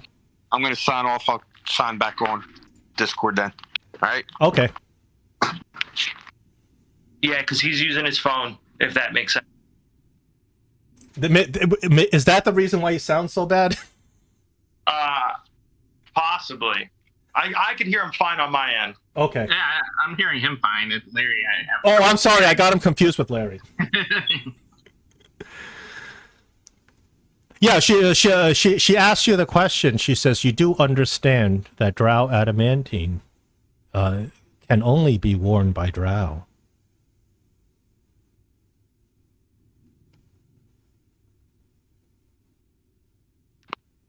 Kargas? I heard you. I'm just trying to think of something. Why, of course. The most powerful armor should be only worn by the more powerful. You understand that this is a rule set by the drow and can only be changed by the matron mother of the drow.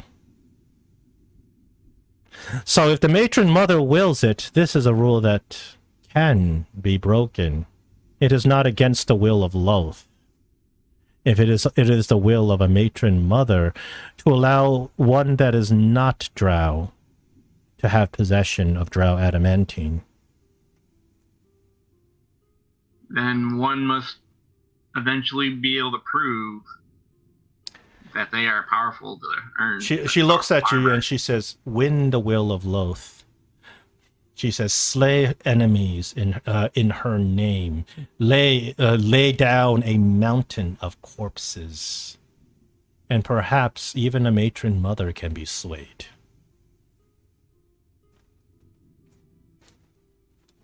I thought you said slayed for a minute. Swayed. Yep. Because it seems like she recognizes your coveting of this drow adamantine, and she's kind of giving you a little morsel. Giving a little what? A little morsel, like a little carrot with a stick, to have you fight harder and prove your loyalty. So she tells you a little secret that this rule that only drow can wear adamantine, this is a rule that the matron mother can change. Only the matron mother.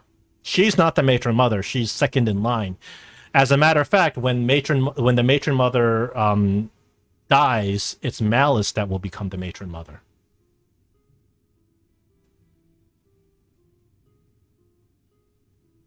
Well, well, right. As we know, right now my sword is owned by the blade of House Naerth and the matron mother, and I will keep on letting it be owned by them. She looks at you and she's satisfied with your loyalty. You can take an inspiration. All right, I'm back. Okay. So, Sister Jezra kind of talks to each of you, investigates a little bit about who you are and what you're after.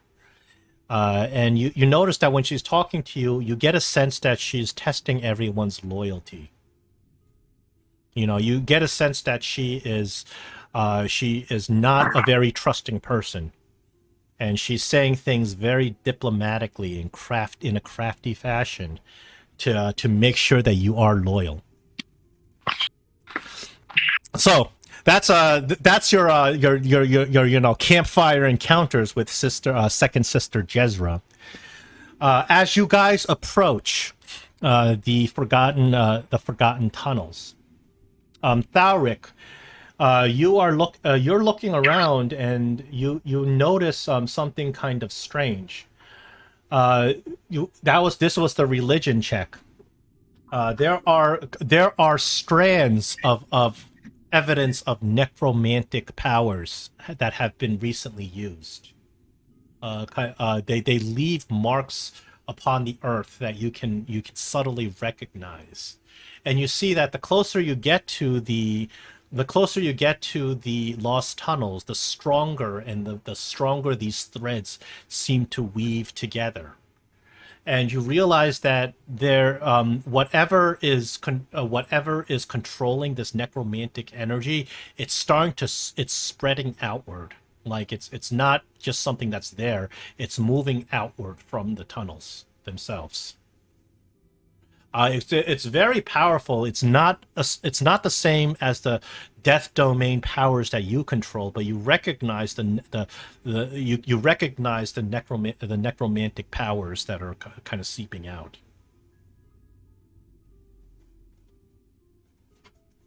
Okay. Is there anything I can do to further this, or? Well, what do you have? Any skills or talents or abilities or spells that you can use to give us any more information? Well, I'm assuming detect magic would kind of be redundant at this point. Like, I would recognize that this is a magic source, Yeah, that it's the same thing as detect magic. Yes, in terms of your perception and your magical your religious magical abilities to sense magic, that's what you've come up with. Do you have any other skills or spells or abilities that can garner you any more information before you guys head into your deaths? I mean, I could see. I'm a little. What is this? Long. Otherwise, you can use it again after you finish the long rest. Yeah. You know what? I want to. I guess use my ability to divine intervention. Divine intervention. Okay, you got a big dice roll to roll. You're praying to your god, the god of the Duergar. Yes. Give me you roll a D100. What is your level is 12, so what you have to get anything let's go low then. Anything from 1 to 12 will give you divine intervention. Anything else? Nah, no luck. Okay. So you got about a 10% chance. You got exactly a 12% chance. Go give me a D100. Hold on. It doesn't have to be hidden. I know. I'm just trying to find. I forgot how to. That's a D20. That was me by accident. You don't have to hide it. You can just roll it. It's fine. Yeah. The easiest way to do it is you go to there's a 100-sided dice among all your dice. It should be the last dice, the last die. Yeah, like this one. I'm rolling it for you here. Do you see that? Yeah. It should say 00. Yeah. Yep. I right-click it, or if I just drop it. You just drag it in and drop it.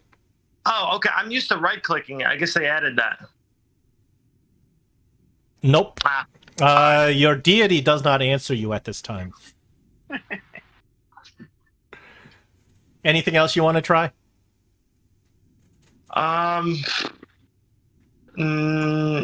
Where are we exactly in the Underdark? You can see on the map where I pointed to where you are. This is the entrance to the uncharted Forgotten Tunnels. That's what I'm saying. Like, I know we're outside of a tunnel. Yeah.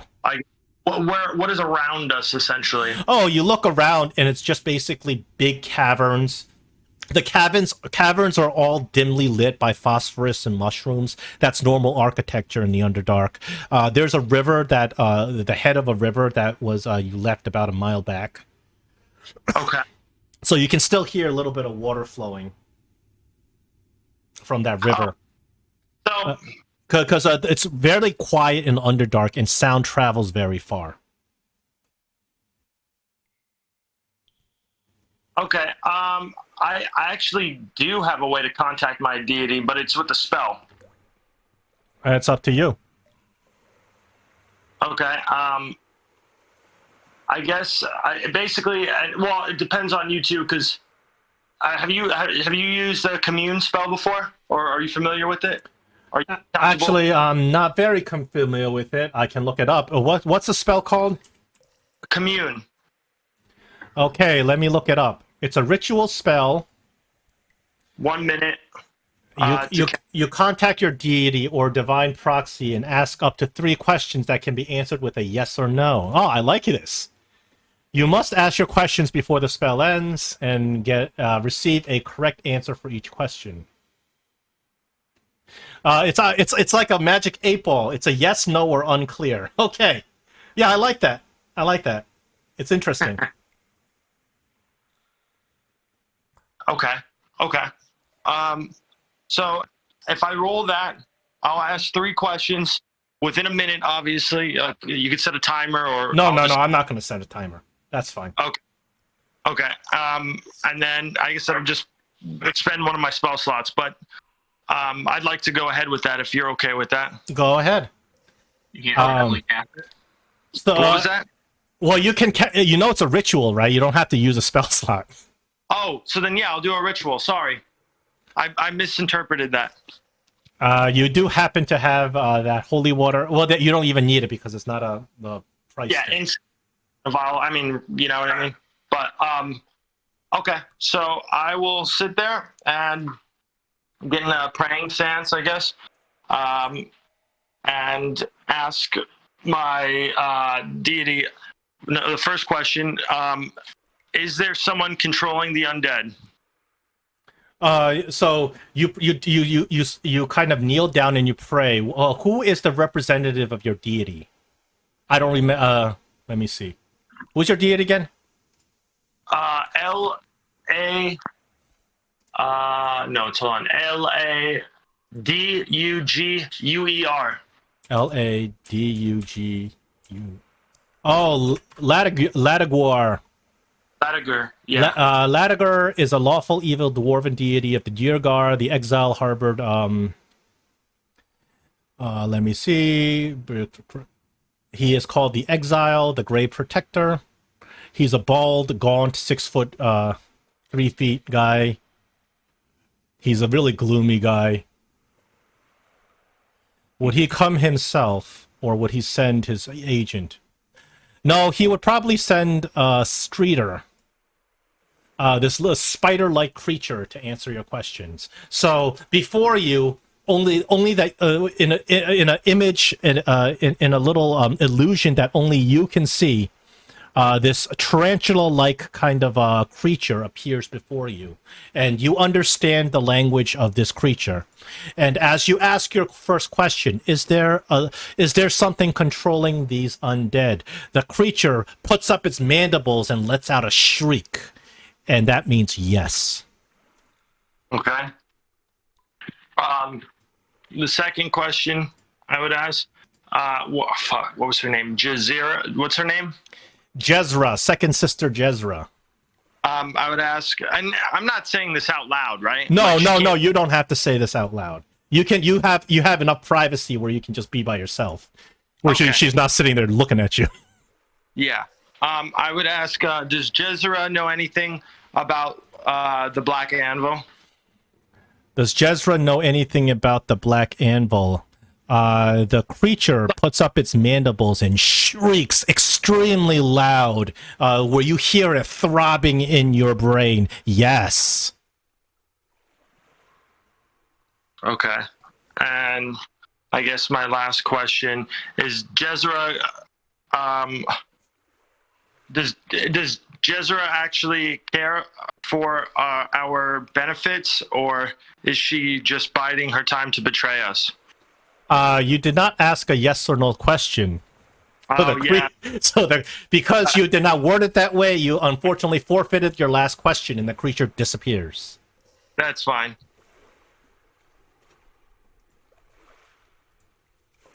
So you got some info. I like your use of that spell. You can take an additional inspiration for thinking of that spell and using it, and now you have some more information. I was going to use contact other planes, but that's a possibility made me crazy. That's a risky spell. Yeah. Have that much of a negative implication towards it. Yeah, I just don't want to be crazy for an hour or a day. When I'm certain that we are out of, I guess, earshot, I'm gonna tell Durak that I spoke to our god, and he knows more than about this the Black Anvil that's missing, and maybe we should be on our toes and try and figure out a way to get some information without being too obvious that we're investigating. And then once I do that, I go and I bring up to Jezra that I believe someone is controlling it. I've had confirmation in a vision. She looks at you and she says, "Good. I had suspected as much. So if someone is controlling the undead, the question I have is whether this person is in league with the other cults operating in the Eryndlyn."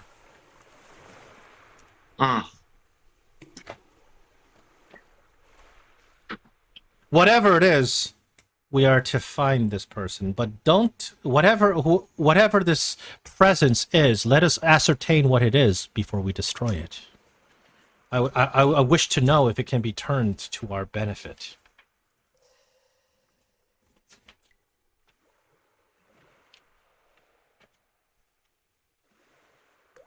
Yes, my lady. So you guys now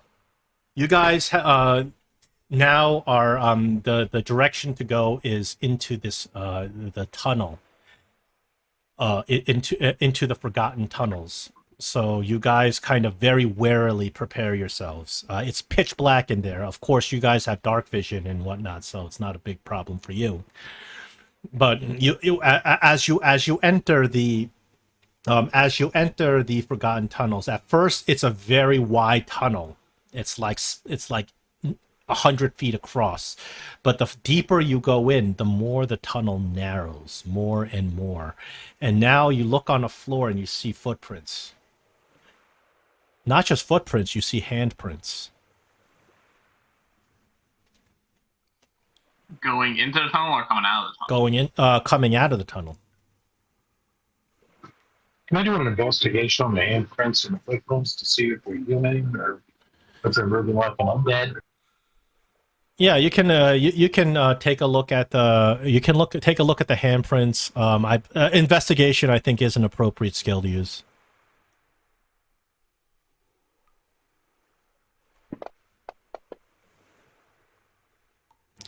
Larry, you get advantage on that. Roll it again.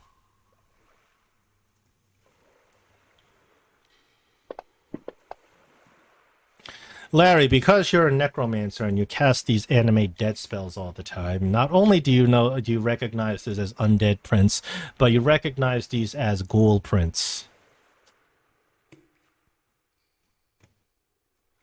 And there are a lot of them.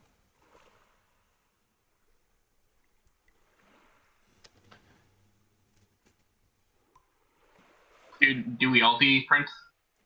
Everybody sees these prints, but Larry specifically knows they're ghoul prints because he raises ghouls as pets. Would I know as well? I think so. I mean, well, Larry would tell you. Well, I mean, considering like Death Domain, I could raise a ghoul as well. Yeah, I was gonna just whisper Yeah, to but everybody. since he's the one who he rolled, so everybody knows. Yeah. Okay. So I'm just gonna whisper to the party, be on guard, everyone. Rules are about. And I point down to the footprints. And considering the handprints were going out the direction we came in, I would definitely be keeping an eye out from behind. So as you get to this point, Jezra, following you, she says, she kind of looks ahead at the tunnel beyond, and she says, "Go and clear those tunnels. I'll be here." And she kind of just she just sits back and makes camp with her bodyguards. This is pretty much how the drow war party works. Is she sends the cannon fodder in to fight the enemies. I give a sigh, take my head, and I start walking towards one of the tunnels. So you guys, well, there's only one big tunnel, and it's starting to narrow. So at some point it narrows to the point where it's about 40 or 50 feet across, and that's about as narrow as it gets. So although the tunnel is very narrow, the ceiling of the tunnel seems to be very, very tall. It's like a fissure going all the way up. Remember, you guys are underground, so the ceiling of the tunnel. John, you're breaking in and out a little bit. Okay, give me a sec. Yeah, give me a second. I think it's just your volume peaking every once in a while. All right, so what I was saying is that you guys are underground, remember? So even though the tunnel is very narrow, the ceiling of the tunnel is extremely tall, like hundreds of feet. It seems like you're in a narrow crevasse, like a fissure. Are we walking uphill or downhill? It's pretty flat.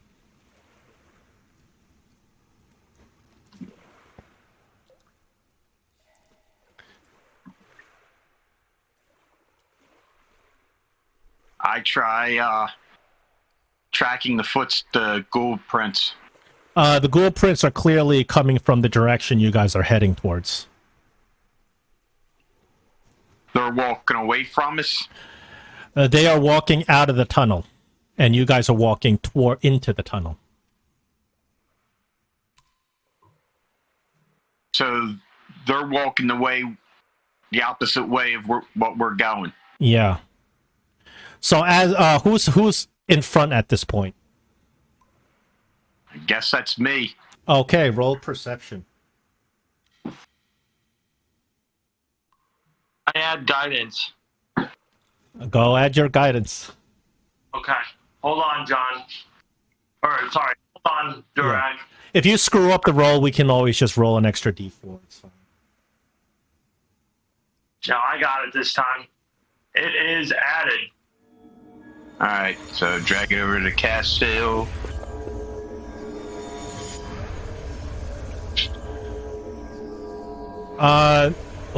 So since you're in front, you're the first to hear.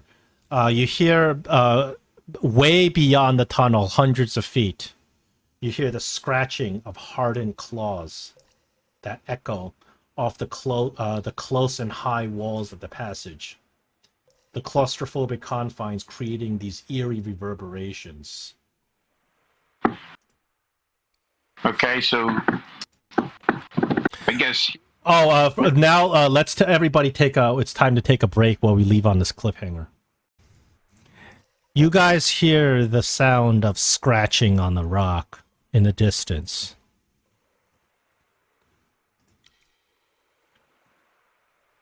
Does everybody have access to the map? Yes. Okay. Yeah.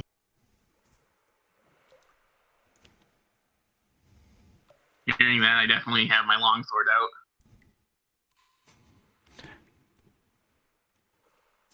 out. You have access to your tokens now. Yeah.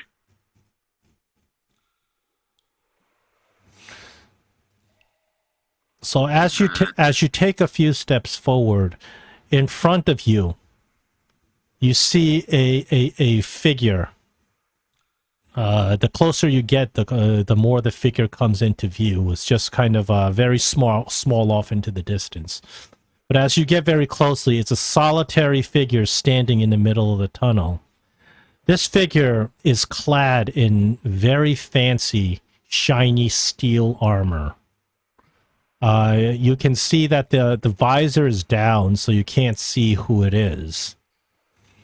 And the figure is holding a long, elaborate lance in his hand, and he slams it on the ground as you approach. And the figure speaks. Filthy drow. You taint this place. Leave now, or die. And as you get close, you see that the figure, in his right hand, he has that spear, and in his left hand, he has a whole bunch of skulls that he's kind of gathered up in his arm. I say, buddy, do we look like drow? Larry looks like a drow. He says, "You are agents of drow.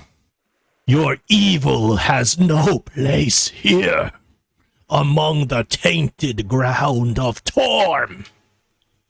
He says, "Look what has happened to your brethren who has passed this place." And he tosses these skulls at you. And the skulls land at your feet, and you look down, and they're fresh elven skulls. Look probably drow skulls. How far away is he? At this point, he's like maybe 60 feet away. Is he on the map or no? No. He's an apparition. You're not sure if he's actually there, or this is an illusion, or what. He says, "One step further and you will feel the wrath of Torm." I take a step forward. The apparition, poof, disappears. And I'm looking everywhere. you're back at, you look around and there's nothing else moving, except there's a lot of footprints all over the ground of these ghouls. Does it look like the footprints are being added, or does it look like they were there? They were there when you came here. There's a bunch of drow skulls on the ground that he's tossed at you. I push them off to the side. I don't want to do this, but I could just go raise dead, animate dead. You could, because they're well. The thing is, they're not complete. It's not a complete skeleton. They're just a bunch of skulls. If you cast Raise Dead, the skulls will come to life, but they're not going to help you much because they're just skulls. Oh, and you also have your skeletons following you. I didn't put talk to one now what we're up against. Yeah, that's what I was about to do. I was about to speak with Dead. That works. Is there a time limit to speak with Dead? In terms of how long it's been since they died? No, there's time limit there. Just they have to have them out. It has to be a corpse within range. Unfortunately, this is not a full corpse. The corpse must have a mouth. Oh, you know what? I'll allow it if you want. I'm okay with it, with these skulls. Yeah, they're skulls. Okay, right. So you're going to cast Speak with Dead? I am. You cast Speak with Dead on these drow skulls. And the skulls open their actually it can only be one of the skulls. So you cast on one of the skulls, the skull opens its mouth. Oh, revenge, I want revenge. And you may ask it, I think how many questions are you allowed to ask? 3? 5 questions. 5 questions. Alright, so when we look to the party. Thoughts?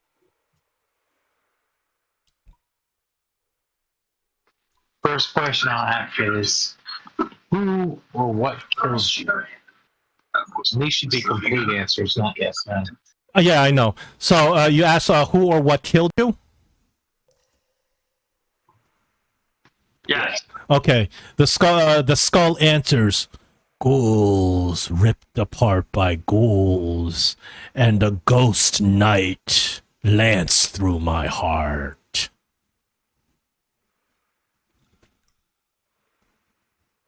Then I want to ask them, are these ghouls and the knight related to these cults? He says, do not know. Was here to investigate murders of drow party. Was ambushed in tunnels, killed.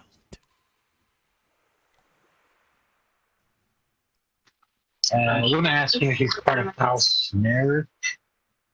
He says, I am Malice Naerth of House Naerth. And you guys actually recognize that name. It's actually, unfortunately, the name of of a drow that went missing with one of the raiding parties. He is a male, but he actually is of lineage of royal lineage. He was one of the many uncared for sons of Malice Naerth. When they have male children, they don't really nurture them that much. They just kind of throw them off. And you're still part of the house and you still have station, but you're not that important.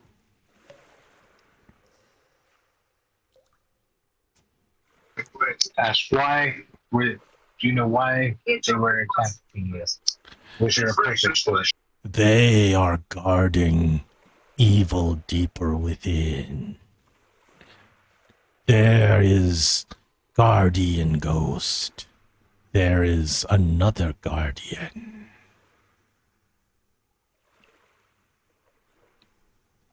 Anything else you guys want to know? That's 3 questions, I believe. You got 2 more. Oh, sure. All right, who is your daddy and what does he do? Nope, not asking that. My daddy was a concubine of Malice Naerth. No, but any other questions pertinent to the question? No. I mean, pretty straightforward, I think. I think we can move. Actually, is there anything other than ghouls down here? There is second guardian. Dark presence. Blocks the way. Know not what it is. Not undead.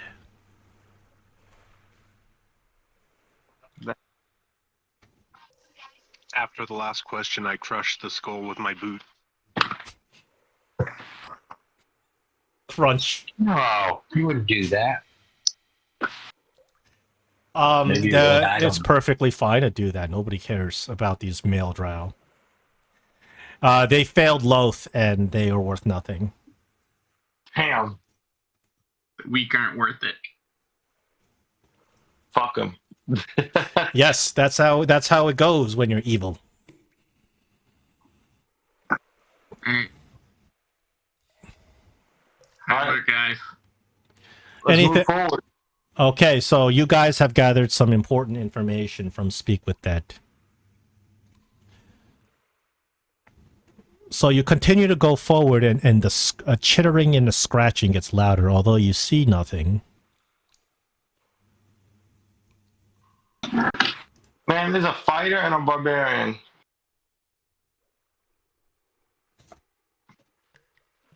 I'm going to send dancing lights forward 60 feet. Did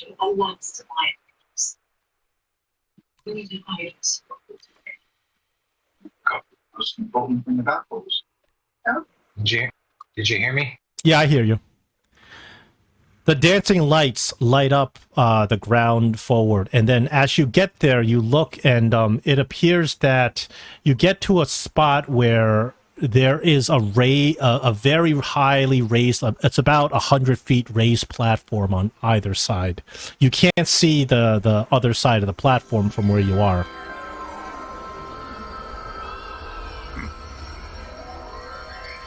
It's 100 feet. It's 100 feet up. What is off to the left and to the right of the map when it widens? That's what that's the platforms. You can't see there, even though you can see it on the map, because of your positioning. The rate how high? 100 feet. And is the scratching coming from way up there, or is it? Do we see scratch marks going up along the walls? Oh yeah. Oh yeah. I'm going to send the dancing lights up onto the platforms. As the dancing lights begin to rise, we roll initiative. And they should have been 60 feet ahead of the furthest party member.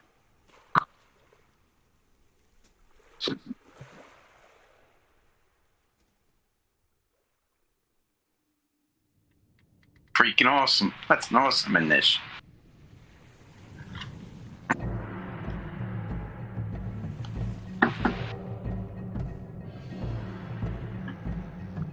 Wow, you guys are pretty low on initiative. Oh, I forgot. You have a couple of skeletons. Let me give you your skeletons. Yeah. 1, 2, 3, and 4. Let me make sure the skeletons are properly aligned.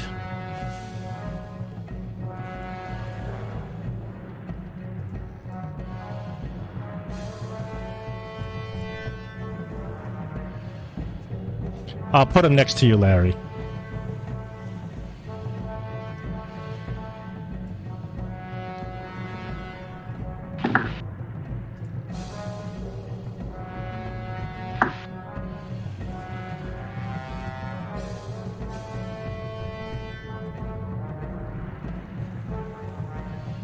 Wow. That is shitty initiative. Well, we have 3 sevens. And I rolled with advantage. Unfortunately, the enemies get surprised. I gotta be surprised. You cannot be surprised, so you don't get surprised. So you get to take your turn with the enemy's turn. Okay. Well, But- I don't. Hold on. I have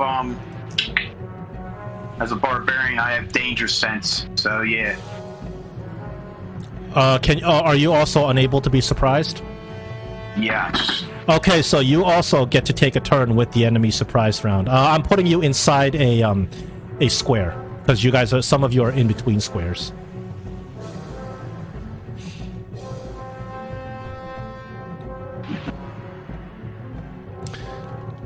A creature heavily armored gets to the very edge of the platform, peeks out for only 1 second, just long enough to fire a longbow shot at your skeleton. Your skeleton, unfortunately, is surprised.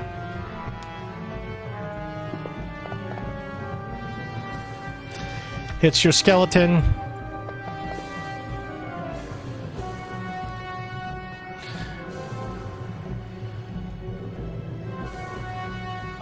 Somehow the damage is... There we go. So he lands a bow shot to your skeleton, and then he ducks out of view, so you can't see him anymore. And he's 100 feet up on the platform. You should have resistance to piercing. If I use the SRD skeletons, they don't have piercing resistance. Really? Okay. Oh, actually, let me see. Yeah, they don't. They have vulnerability to bludgeoning, but they don't have piercing resistance. No problem. Just thought so. Yeah, I used the SRD skeletons. I didn't... There's another one who pops out on this edge. He has a courageous snigger. Some of these NPCs have interesting monikers, and what I do is I put a little tweak on their attack bonuses and stuff. He's got a little bit of a tweak on his melee attacks, but at this point he is firing longbow at one of your skeletons.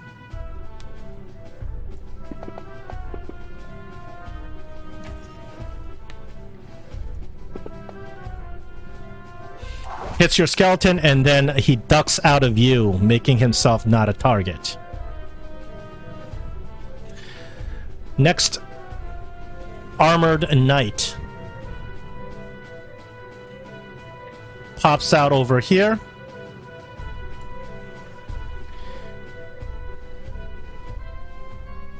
Thalric, are you able to be surprised?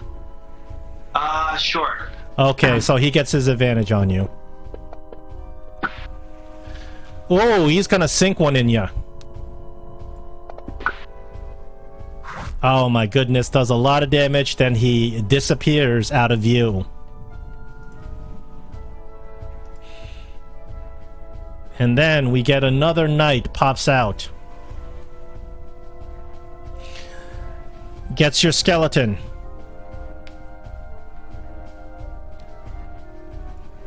Can I Arcana on his disappearance? It's not like they're disappearing, like going invisible. They're disappearing because they duck out of view. They come out, they shoot an arrow, and then they leave. That's why they disappear from the combat tracker. If you were to go up there, I would reveal them all to you, obviously. Okay. But it's a 100-feet climb, and it's dangerous. Returner Knight number 1 pops out, shoots his longbow.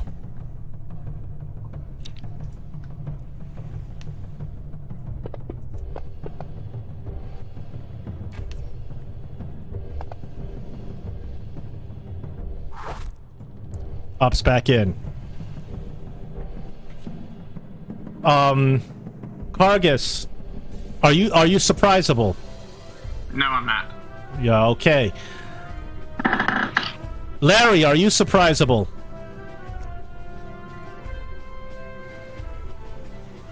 Larry?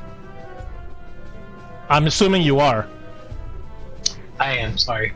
There's a delay until talking because I gotta switch back and forth between Discord and back to house. Okay, so from behind the two of you, you guys see that it's a horrible sight. It is that knight, that armored knight from before. He shows up, and he is on top of a massive-looking ghoul, unnaturally large. Look, the ghoul has a saddle, and he's riding the ghoul like a horse.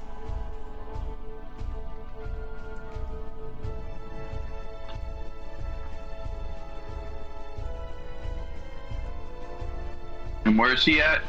I'm showing him right now.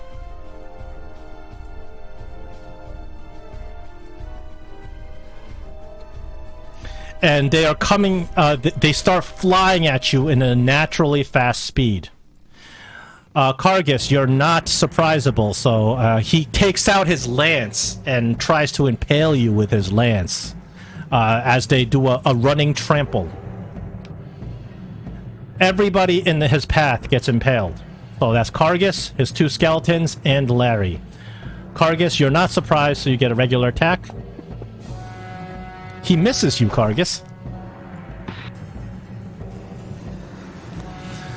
Yeah, than that one, so. However, those 2 skeletons, Larry's skeleton number 1 gets attacked. Ooh, that skeleton gets hit. Lance does its damage. Destroys that skeleton. Skeleton number 2.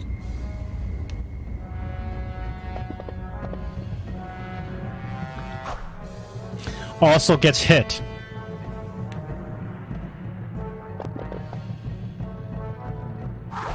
Also gets destroyed. And finally, poor Larry himself. Larry, are you concentrating on any spells? Like the anime dead's not a concentration spell, is it? No. Okay. So if you're not, you don't have to roll a concentration or anything. He's gonna come at you with his lance.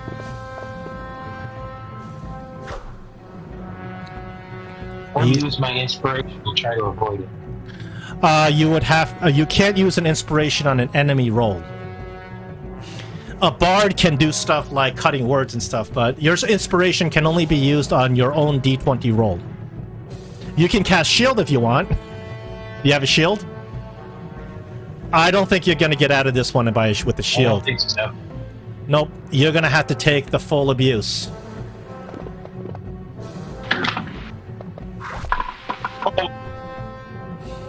He piles right through you with his ghoul steed. He's still riding it. And because he tramples through you, you get a dexterity saving throw to go prone.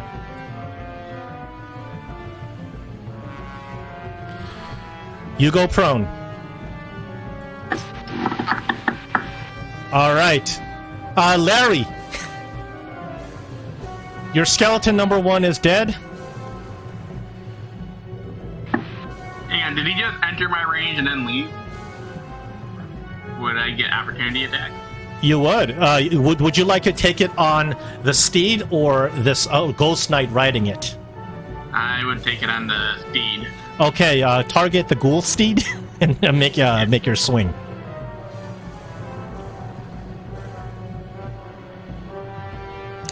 Critical hit. Very nice. Is this the first attack roll of the day? And you roll a crit? That earns you an inspiration. Roll your damage on this ghoul steed. Nice. Big old two-handed swing with Ooh. it.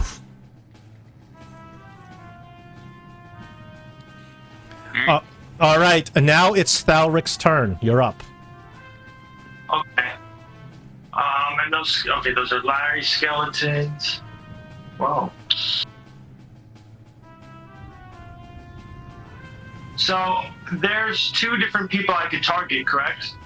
You can target this ghost knight riding this ghoul steed, or you can target the steed itself. There are a whole bunch of armored figures pelting you with arrows from above. But if you can't see them, you got to be able to target them without seeing them. Okay. But it's 100 feet up, so you have to have the distance. However, I want to target Sir Provis and the Ghoul Steed with Toll the Dead. You can only target one. They're separate creatures. When the cleric class, when the cleric casts a necromancy cantrip that normally targets one creature. Oh, okay. I forgot your cantrip's powered up. Yes, you can target both then. In that case. That's a domain feature. Go ahead and target them both. I know there's tokens are stuck together. Why not? They both fail.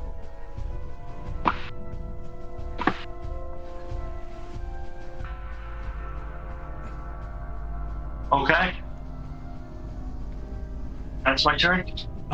They are resisting a lot of that necrotic damage. I know that. Well, one resist.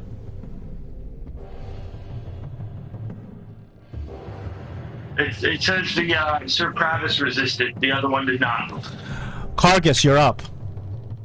Having just got trampled a little bit, or ducked out of the way of the trample, I'll move over to this creature and I will attack the full speed. You don't get trampled if he doesn't hit you with his attack.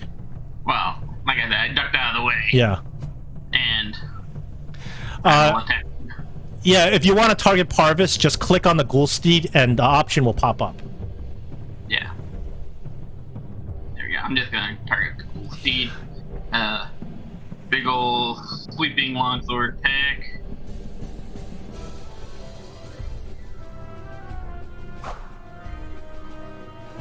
The hit. Throw the damage in there. Do a second attack. Ooh. Automatic miss. And then third attack. Oh my God. goodness, that's two. After rolling that 20, you expended all your luck. No, you're gonna reroll once for the rest of the game, aren't you? Okay, I think that is going to end my turn. So, yeah. Okay. Stay within melee of this creature. We got another knight popping out of hiding. The knight is going to fire a longbow. Would you say that climbing would be difficult terrain? Yes, absolutely. It would cost an athletics check too. What if you're unaffected by difficult terrain? Could you just normally climb? Yep. But climbing goes by climbing rules. I think the speed of climbing is something similar to your walking speed. Okay. If you have the athlete feat, it's the same as your walking speed. Yes. If you don't, it's half. Yes. I think. Yes. That's right. That's right. So if you're an athlete, you can climb at your walking speed. Larry Skeleton is surprised. Returner Knight number 5 pops out. I don't know. Fires a longbow at skeleton number, the sculpted one. Oh my goodness. Well, be happy it's not you and it's your skeleton. Yeah.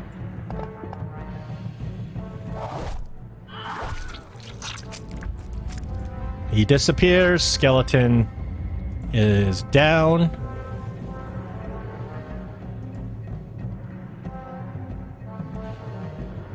Larry Skeleton number 3 is under a surprise round. A returning knight with a patronizing giggle shows up. He's got a special. He fires at a higher attack bonus than the others.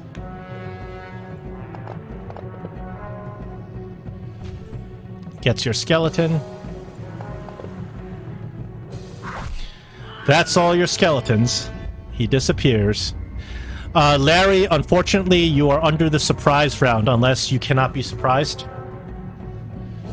Oh, wait a second, Thalric, did I give you a turn? Yes, you did. You're technically under a surprise effect. Do you have something that gives you not being able to be surprised? I thought I missed that then. I thought you went through a whole round. No. You know what? You know what? This is my fault. I should have been aware of that. Because I made that mistake, I will give it to you, and I will give everybody else the turn. Because it's my mistake. So, Larry, please take a turn. You are prone. You don't want to be prone with this knight bearing down on you. Now, is this a spectral knight, or I mean, is it human? Or what is this You don't think it's human. You think, because you're a necromancer, you think this knight is undead. Let me clear targets because you're targeting stuff from the test map. There you go. Yeah, and you could tell necromancy, or I would tell you if you didn't catch it, that my Toll the Dead didn't really hurt him.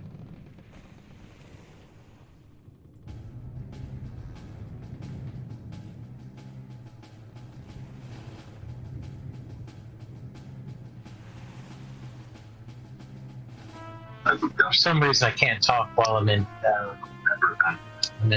fancy grounds. I'm forgetting what's going on.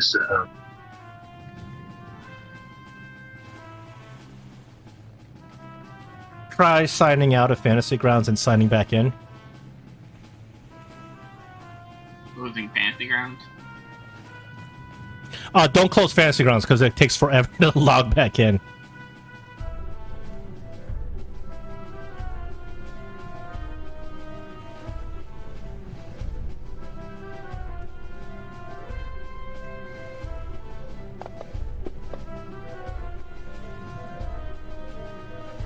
It looks like Larry tried to cast Disintegrate. Failed, but he takes half damage. How did you do a total 76 damage without taking half? So Sir Parvis failed his Disintegrate. His save against Disintegrate. Sir Parvis takes 76 points of damage. Not bad. Not bad at all. Disintegrate's a pretty hefty spell. Wow. Yeah, It didn't go down? Nope. Oh, shit. What do you think? This is like a level 5 game? This is a high level game. Take a lot more to take something like that down. He still marked as wounded. He ain't even. Wow. not heavy. He's not even heavy yet. No, I should be able to get 10 hit points back from that for, Does Radiance affect undead, or not really? yeah, I should be able to get 10 hit points back. In 5th edition, undead are not vulnerable to Radiant. With some exceptions, you have to understand, like, we're playing Cobalt Press, so Cobalt Press monsters have some differences from the standard SRD monsters. But in general, on the standard SRD monsters, they're not vulnerable. Larry, why do you gain hit points? It's whoa. Is it necrotic? No, force. Yeah, I don't know why. Yeah, disintegrate is force damage. Sorry, it was from Grim Harvest.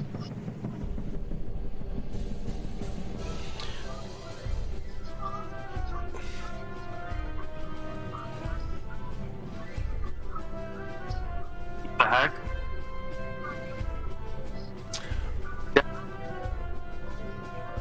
I can't. Larry, are you talking? I can't hear anything. Oh, I said it from Grim Harvest. Okay. Go ahead and change your hit. Oh, you see your wounds. Change that to 19, or I'll change it for you. I'll change it for you. There you go.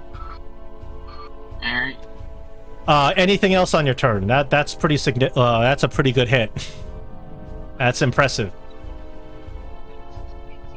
The Ghost Knight reels back to your powerful spell as you it slams into his chest.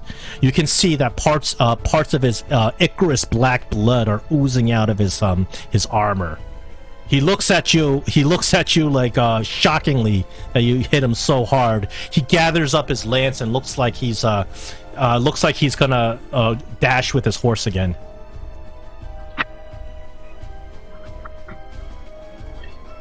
Anything else on your turn, Larry? Yeah, sorry, I'm trying. It's back and forth. It's killing me. I'm going to switch over my phone in a second. I'm going to try. I obviously got up from prone. That was half my movement. And I'm going to take the rest of my movement to move against the wall out of the way. If you move that way, you're going to take opportunity attack. 2 of them. From the ghoul and from...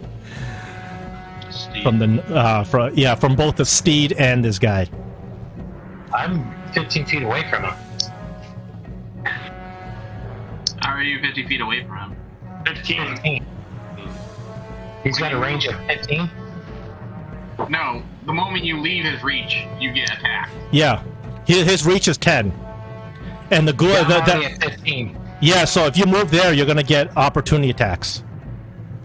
You know what I'm saying? 15 now. No, so... you started over here, you got up, and then you moved. If you move out of the range of an enemy, you get opportunity attacks. So if you stay within 10 feet, you're still within the range of the knight because he has a lance, but that ghoul steed may opportunity attack you. You're not sure of its range. Alright, no, I'm not gonna do anything else. Okay.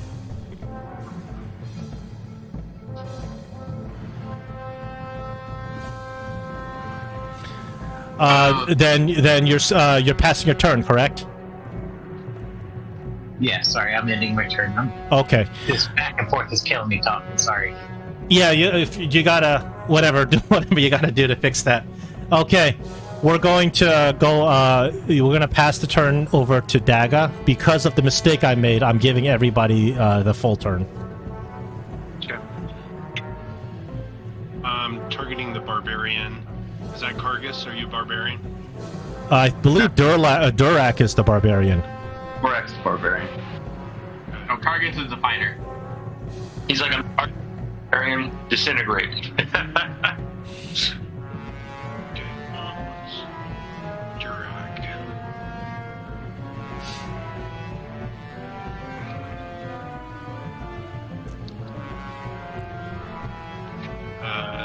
Remember, my computer's a little slow, so I'm doing things, but it's running in 2015. Alright, so that should get it right there.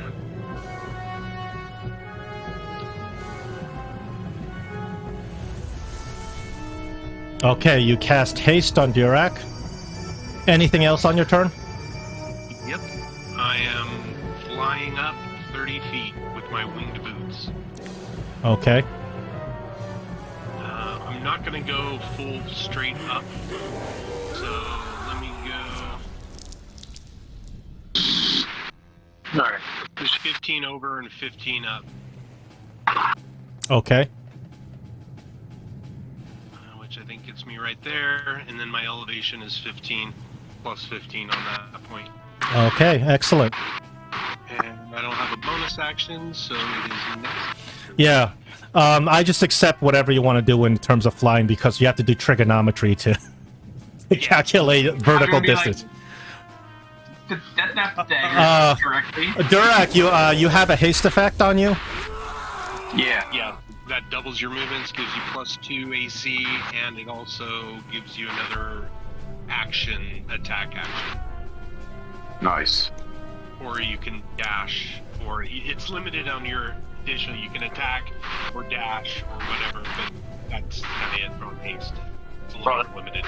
Well, I'm trying to rage. Let me rage. Quicker. Quick. It was either that or fly, so I figured haste will get you up the wall quicker. You want me to go up the wall, or you want me to attack those guys? This Kill this guy if you can. Do whatever you want. Alright, well, I'm raging. I'm trying to get that to go in for some reason. Alright, I'm saying rage now. You have your rage going. Your effect is on. You're good. Yeah, it just... So... Larry, your microphone is buzzing the channel. 1 second, I'm trying to fix it right now. Okay.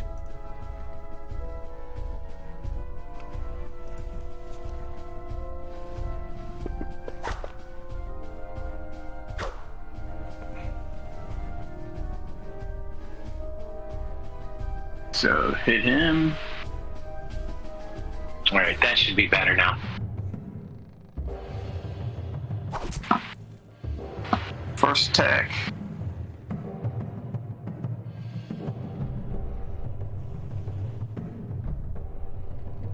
Second attack. Why did it say disarm? Well, I did say this time. Yeah, I don't usually play with disarm rules. I'm not... You must have clicked something like one of those buttons. You know what? My disarm was on too. Yeah, turn that button off. I don't play with disarm. Yeah, that was weird. Yeah, I don't usually play with disarm rules. just because they 5th edition hasn't implemented them in a reasonable way. How do you turn colors? I don't know which one's which. It's deactivated. Now you activated it. Yeah. The problem with this arm is 5th edition doesn't.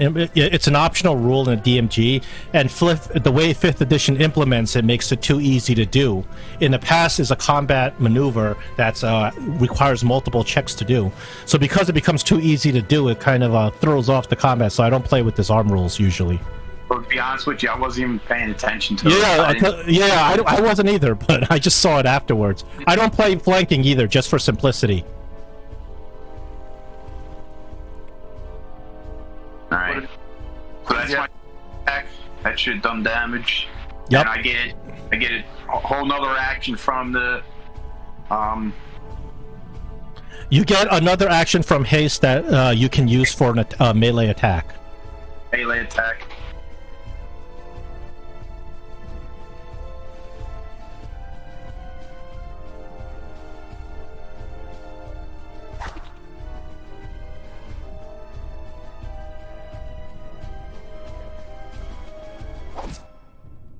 Ooh, Sir Parv is taking a whopping hit from you. He reels back.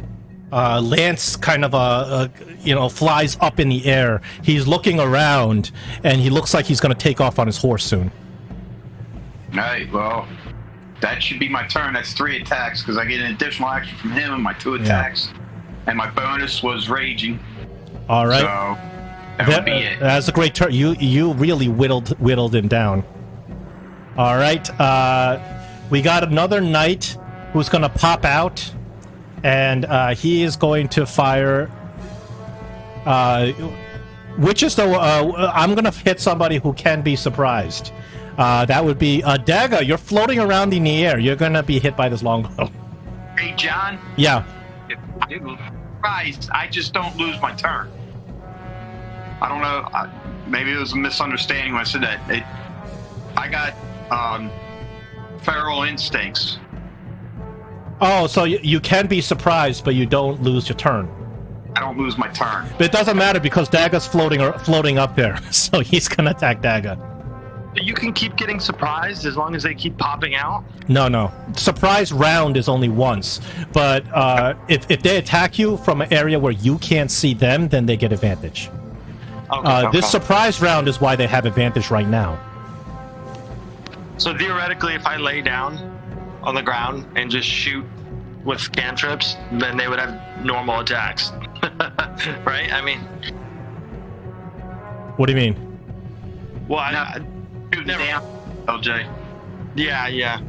If you lay down, they get disadvantage at attacking you because they're attacking with ranged. Yeah, but they already have advantage, is what I was saying. So it would equal out. Yeah. Yeah. Okay. Returner Knight number 7 is going to shoot a bow attack. Now he does surprise you, correct? So he gets advantage at Durak. He sinks one on Durak.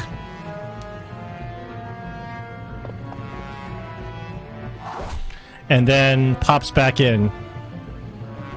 Okay, now we are in the official first round of combat. Is that all you got? Returner Knight number 3, who was the one who attacked, first one to attack earlier. He's gonna pop out. No longer having advantage. Daga, you've made yourself a target by floating up in the air. A lot of them are going to be shooting at you. That's totally fine. I got the AC to cover it. Okay. AC ain't that high. 26. So he hits you. He's going to nail you with an arrow through your leg. Does a minimum amount of damage. Were you holding concentration on something? I hope it's not that. I hope it's not that flying. No, it's on haste. Okay. The flying. All right, then he pops back in out of you.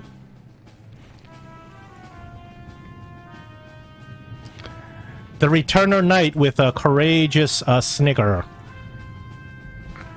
This guy does a little bit of extra damage when he attacks. That's his specialty.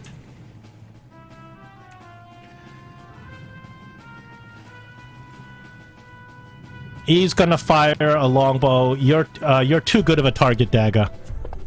He's gonna fire a longbow at you. He misses, and he disappears.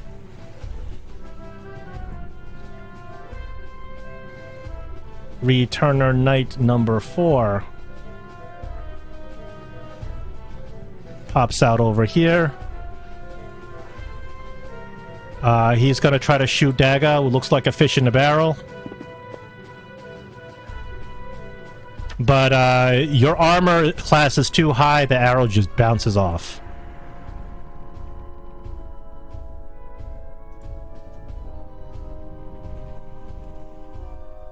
Returner Knight number 6.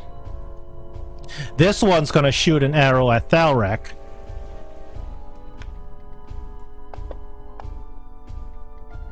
Misses. He pops out. Returner Knight number 1.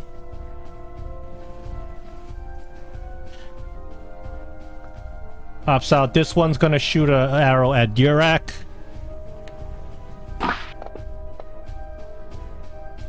Misses. Pops out. Sir Parvis mounts. He pulls on the reins of his ghoul steed, and he has an ability called a shift trample.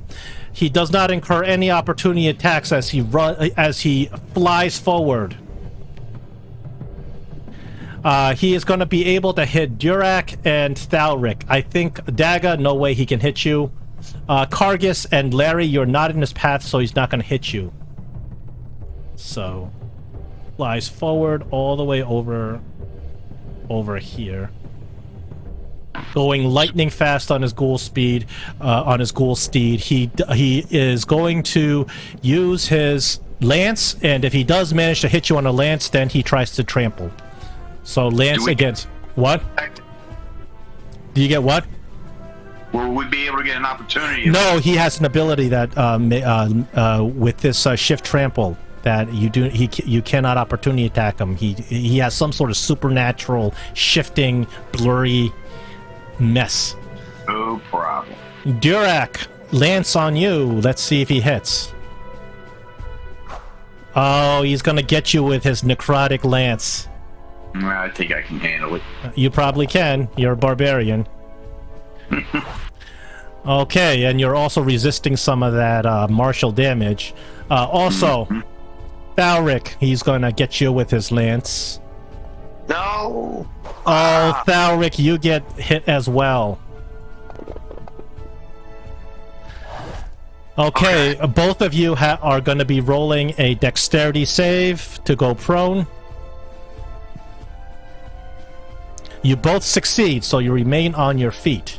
And you can see Parvis is retreating this way.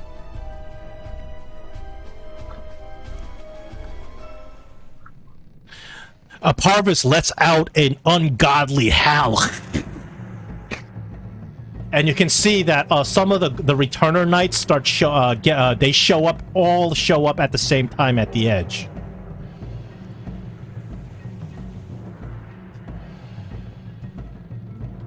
That is Parvis and the ghoul steed. Thalrek, you're up. Okay. You see that Parvis, as the farther he moves away from you, the more he becomes ghostly and incorporeal.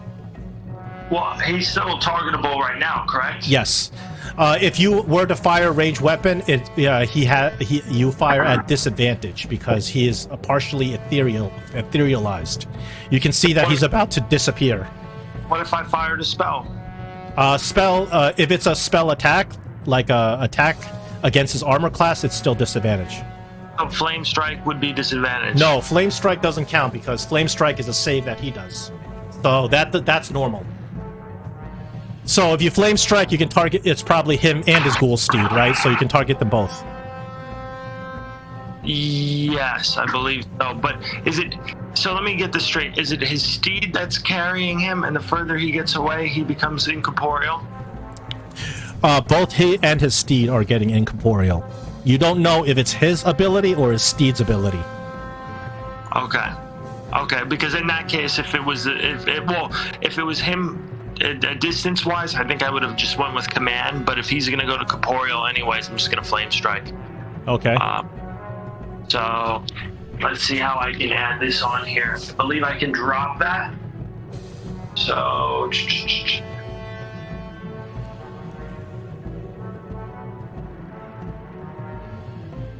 Hold on, I'm trying to.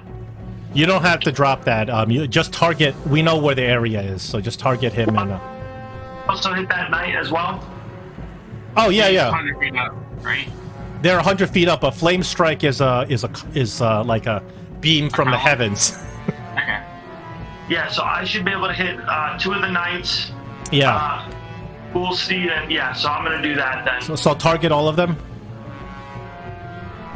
Okay. And where is the fuck? Where did it go? Okay, here we go. Cast.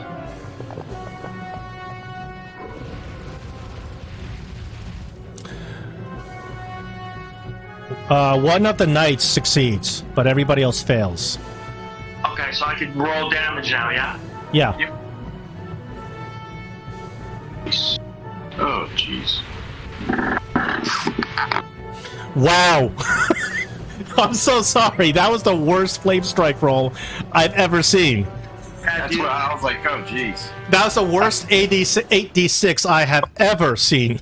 I'm so sorry, man. Well, hold on. Can inspiration re-roll that or no? No, inspiration can only roll a 20-sided dice. Well, that's a shame. That is so anticlimactic. Oh my god. All right. You know what? I would like you to take inspiration for rolling that, because that is so rare.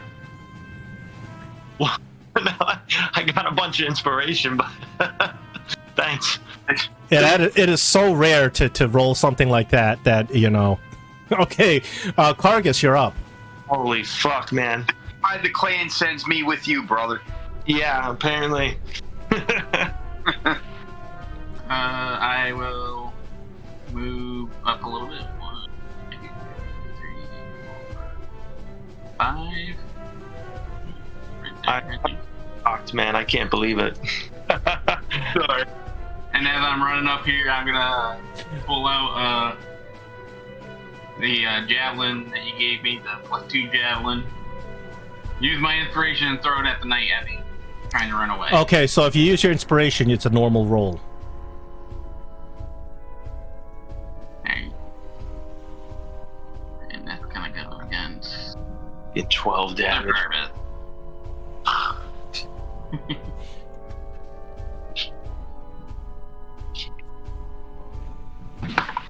That is a hit on Sir Parvis.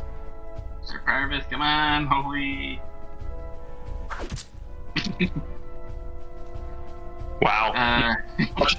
Level flame strike. Well, okay, that's 1 attack, and then I will throw my 2 hand axes at it. One will be at, I used it on the inspiration on the first one, so these are going to be at disadvantage, right?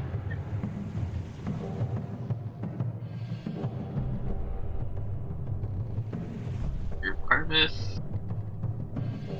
Did I get him? No. And then one more. I forgot to roll at disadvantage.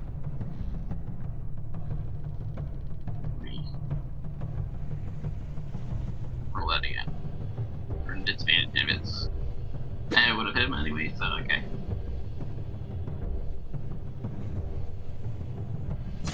And then, unfortunately, it's gonna be the end of my turn for that. Okay, Returner Knight number 2, seeing that you're the last one attacking Sir Parvis, interested in protecting Sir Parvis, shoots an arrow at you, Kargas. Mrs. Kargas, and then he begins climbing down the cliff. These Returner Knights, you realize that they have a remarkably fast climbing speed. They are climbing 40 feet per movement. And you see he's climbing on all hands and feet. And you realize that these Returner Knights are not normal skeletal undead. There's some...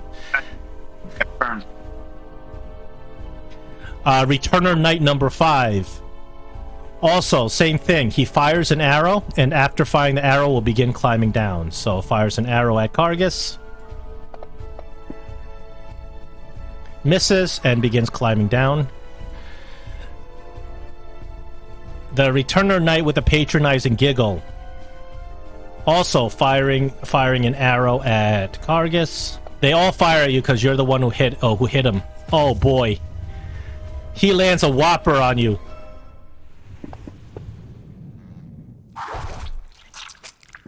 Kargas, what are you doing to resist damage right now? What was? Oh, because you partially resisted his damage. Yeah. What kind of damage was it? Piercing. Piercing? Yeah. Piercing, it's not magical or anything.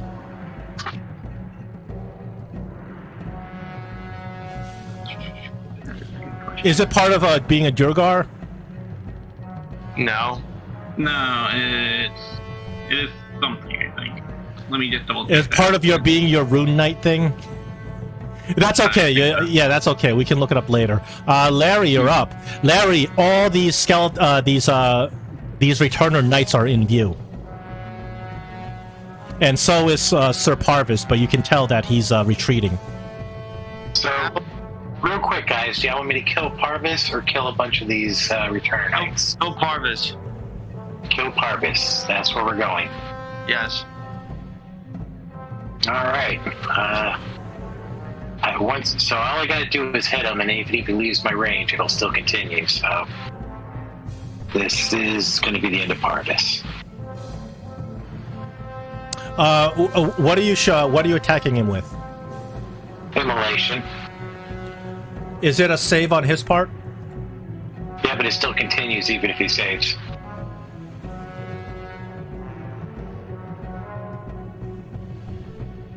Is it damage for the duration? Is it also a concentration spell? It is concentration. Okay, go ahead and do your spell. Roll a save. I'm just trying to see. I guess they want me to go after him. That's what they said. That's what they said, and they are always right. You should always listen to your enemies. My turn comes running over there and smashing them anyway. Nice. Yeah, and you have like double movement with haste, don't you, John? Or Durek? Well, I'm assuming these boxes are 5 feet each, right? Yeah, so you should be able to. It's single movement. I don't even have to take dash. Yeah, your movement is at 12th level barbarians. What, 45? No, I'm a dwarf, so it's 35. Yeah, because I get 25 to start, and then I get 10 extra feet, so I got. Okay, 35. so Sir Parvis gets repeats on his turn. Repeats for that save. He takes that damage up front, and then next turn, at the end of his next turn, he gets a repeat, right? Yeah, at the end of his turn. Okay, gotcha. Is anything else on your turn?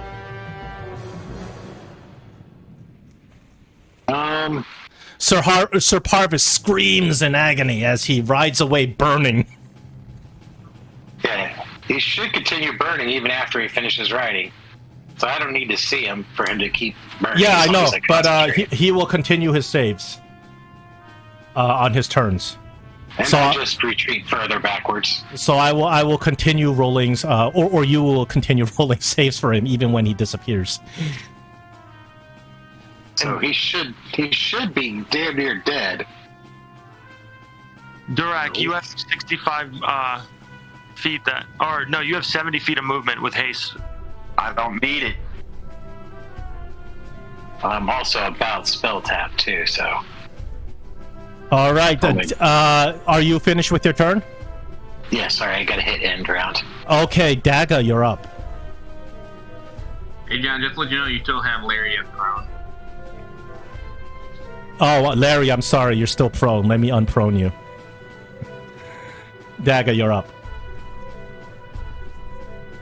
Okay, I'm gonna move straight up 30, so that puts me at 45.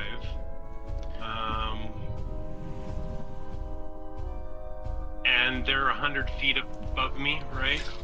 They were 100 feet above the ground. There's 2 of them that have climbed 40 feet down. Okay. I'm just trying, because they're in a perfect position for lightning bolt. I just, we've got some trigonometry, we got some geometrics here to work through.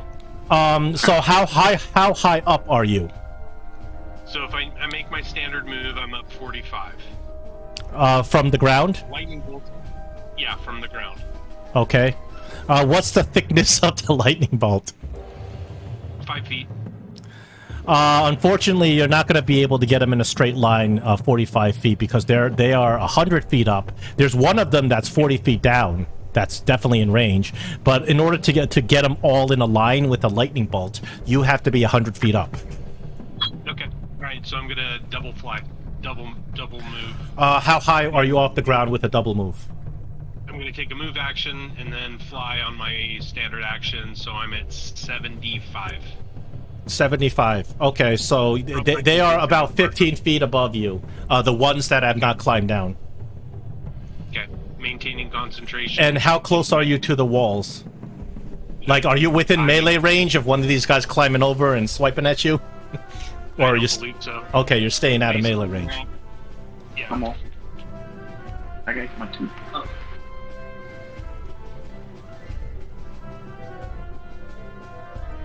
You want us to end our turns? Click the button. I when would we're done? prefer it, but I can do it for you if you forget. I don't like that. I'm used to doing it, so. Okay, Durak, you're up. 5, 10, 15, 20, 25, 30. Move up to that.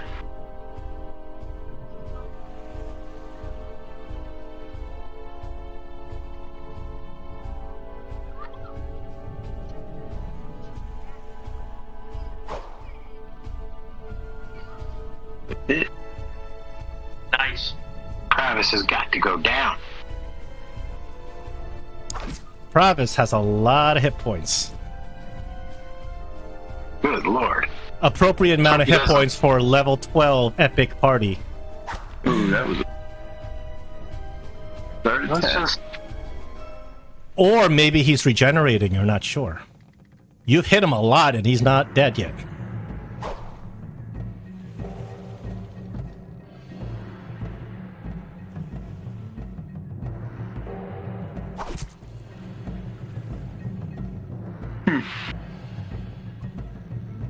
That kind of sucks. Alright, that's my turn. Alright. Did you do your extra attack for haste already, or? No? I did 3. I hit him with 2. Okay. The Returner Knight is going to do... seeing that you are now attacking Parvis, is going to fire his longbow at you. Misses, and then he takes 40 feet, climb down. So all of these knights appear to be taking their climbs down. Returner Knight number 7. He is if he double moves, he still can't move it up, get up to you. So he's going to fire a longbow. Misses and then takes 40 feet down. So every single one of these knights is on the wall 40 feet down. So if they fell, that would be falling damage? Oh yeah, if you can get them to fall. You got something, some sort of ability to make them fall off, but they are climbing the wall like Bram Stoker's Dracula. Yeah. Like spider climb style, so you gotta have something really significant to make them fall off. Returner Knight number 3, he's gonna do the same thing. They're focusing in on you, Durak, because they're protecting their Ghost Lord. He manages to hit you for a little bit of damage. Oh, or a little bit more damage. Then begins climbing another 40 feet down. Oh, so they're actually shooting while they're climbing down. Well, they shoot first and then they climb down. Okay, I thought they were all climbing down. Okay.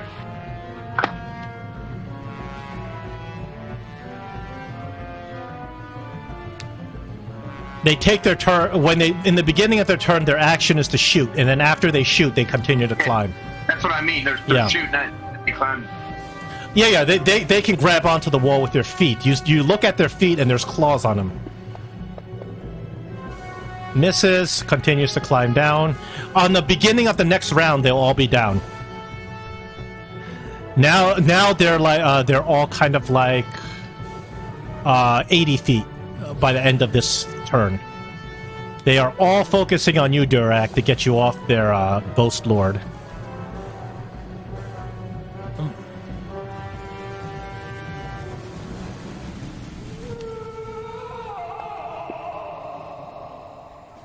This one managed to sink one in you. Okay. And finally, Returner Knight number 1. Also sinks one in you.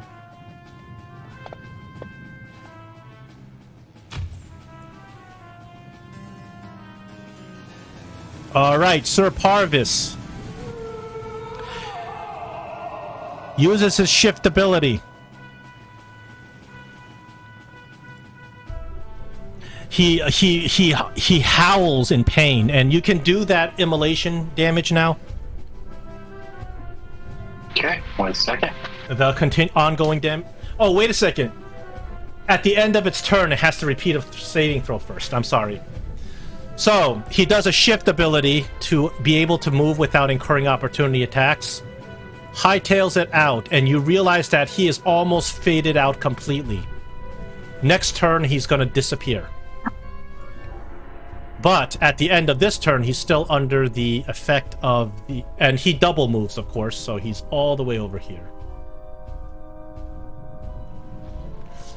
But please target Sir Parvis and roll his save. Hey, where'd he go?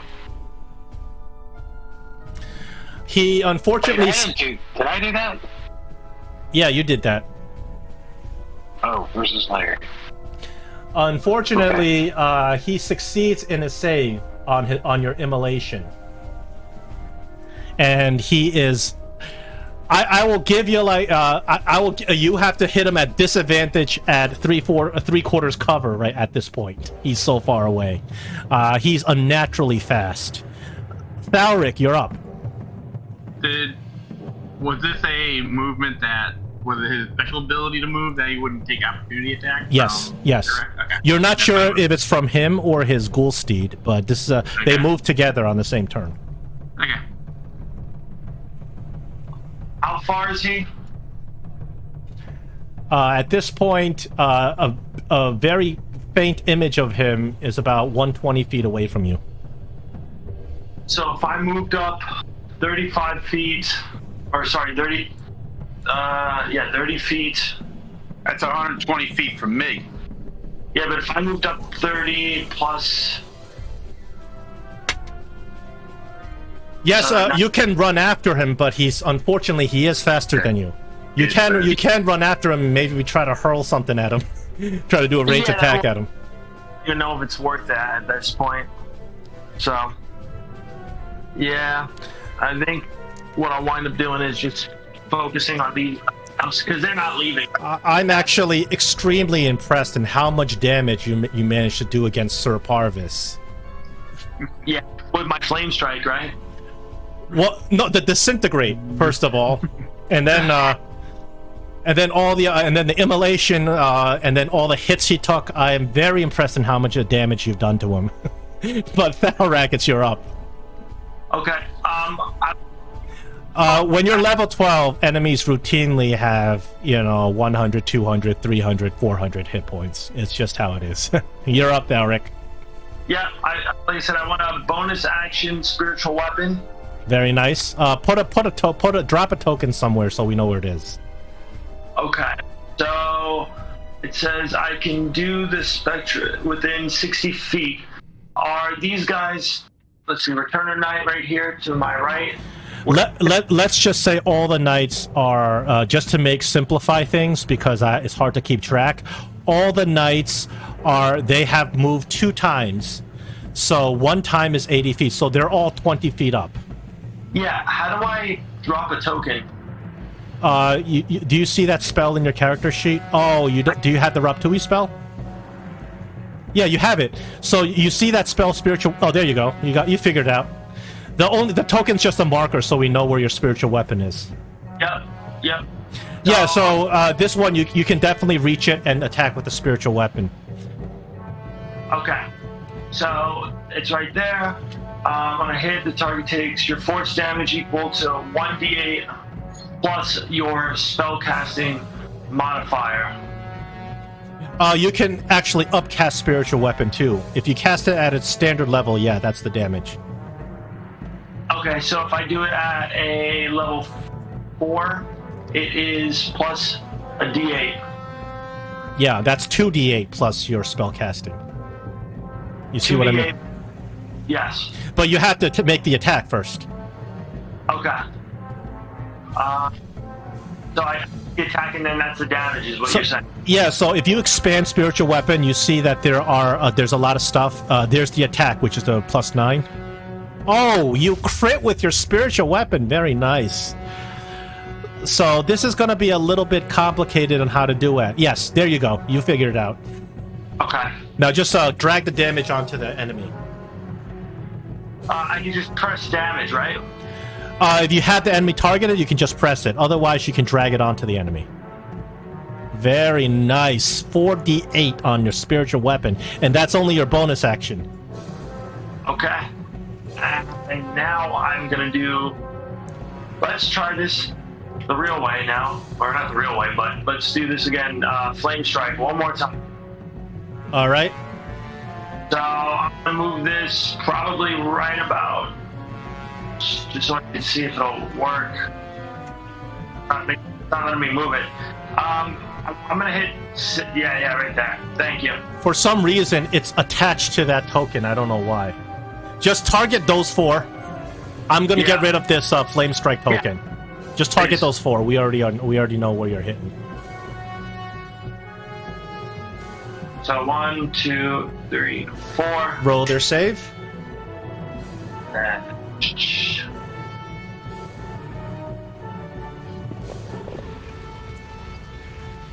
Oh, we have 3 failures. You obliterate one of them, and you heavily weaken the other 3. As a mote of fire flies from the heavens and slams on these undead. Kargus, you're up. All of these undead, these ghouls are 20 feet up on the wall.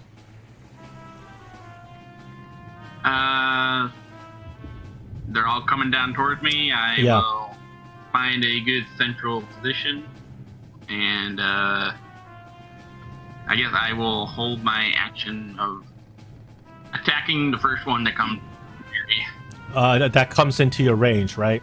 Yep. Okay. We have Returner Knight number 2. I think he's the lucky guy because he climbs 20 feet down and then he has 20-foot speed. He comes at you. You may attack him.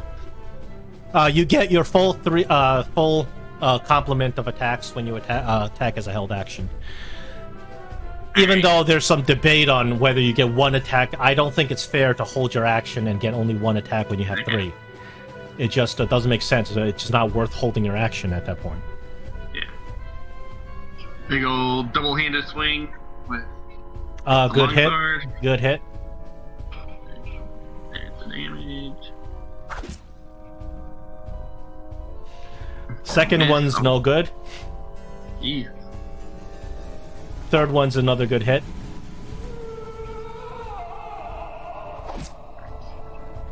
And that will be it. Oh, this one is barely holding on to life that you attacked. That 3 1s in a row. Oh, actually, he actually, because he made it up to you, now it's his turn to try to attack you. Alright. He is going to try to use his claws. If he hits you, he may try to paralyze you. Oh boy, he hits you. Here's the damage. You resist That's 2 points. So, You take 2 measly points of damage. so the resistance, just to let you know, is due to a feat that it's Dugar. no, not Drugar. It's actually a feat. It's kind of like that. It's one of the Black Flag feats. Armored combatant. Oh, I see. It's very similar to Heavenly Emerge Master. So. Your constitution is very high, so you have no problem resisting the paralysis. It's only a -4 partial resistance to slashing. That's meaning magical. So let me see his distance. He makes it to the ground. That's 20 feet. He's got another 20 feet. He can make it up to the barbarian, and he's going to try his shenanigans on the barbarian. Misses.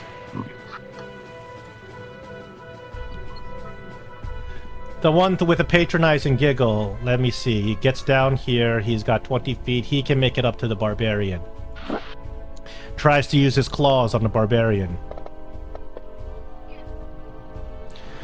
He does manage to hit the barbarian. You're raging, so you resist a lot. You take barely anything. Constitution saving throw, which you're good at. To resist the paralysis. Larry, it's your turn. Which paralysis is that? What do you mean? It's the paralysis effect. For being paralyzed? Yes, if you had failed that save, you would be paralyzed.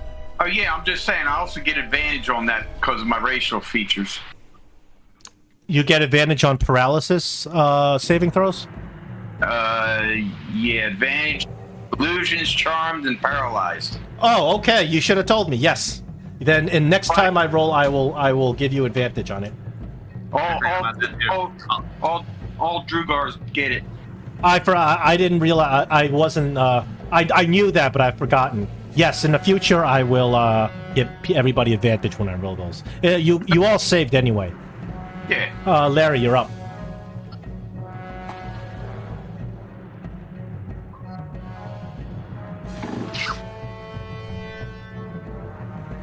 Oh, fireball! You know what's coming. Yeah. Sorry, Durak. And I think I can't target the spiritual weapon. But it's in there too. The spiritual weapon doesn't take damage. Did you just be so? So sorry, Durak. No problem. All right, so Durak can take it. I wouldn't expect nothing else from a drow. Oh man, there's some fighting words. We might be getting into PvP soon.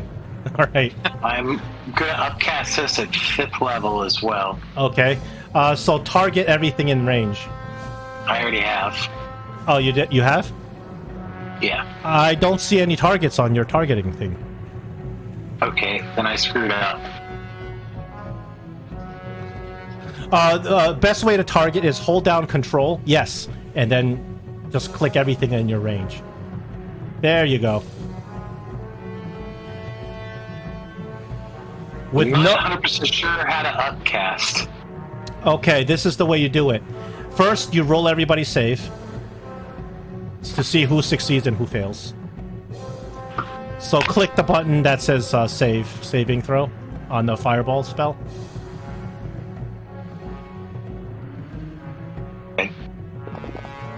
Okay, let's see who saved and fails. We got mostly failures, and luckily your ally saved, even though you have complete disregard for his safety and friendly fire. He's saved. So now that you know who saves and fails, what you do is you see the fireball, correct? This fireball spell. You open up the magnifying glass and look at the damage. You see how the damage says 8d6 fire? Well, there's two ways you can make it. You can change it. You can either go in there and physically change the 8d6 to 9d6, or you can click on the damage button, drag out the dice, which should be 8d6 dice, and then while you're holding a dragged out dice, right-click it to add a die. Excuse me, John. Yeah. I think Durak might have, instead of half, it's quarter. because of his barbarian. There's no such thing as quarter resistance. It's either resistance or no resistance. In 5th edition, it's either you have resistance or you don't. No, he has resistance, but like double resistance. You mean? Yeah. There's no such thing as double. There's no. You either have resistance or you don't. There's a resist 3, like the one where you have a heavy armor master. But besides that, if two things give you resistance, you don't get quarter resistance. That's a 5th edition rule. You can look it up. The only reason he say we play another group we play that. That's all. Oh well, you can look. We'll do it after the game, obviously, but you can look up the rules.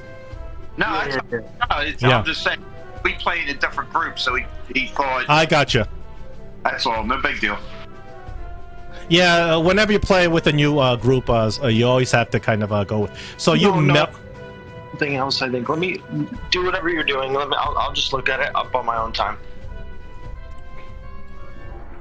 Dagger, you're up. You guys have just cleared the whole place.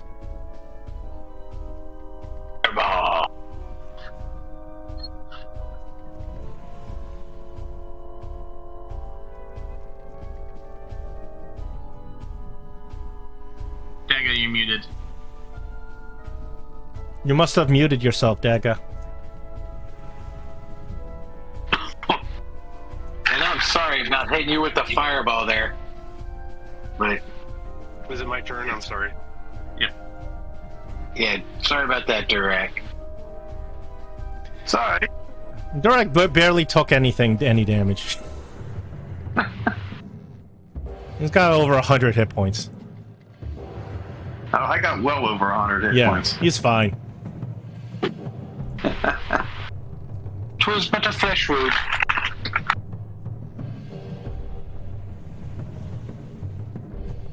Dagger, you muted yourself again. It's your turn. You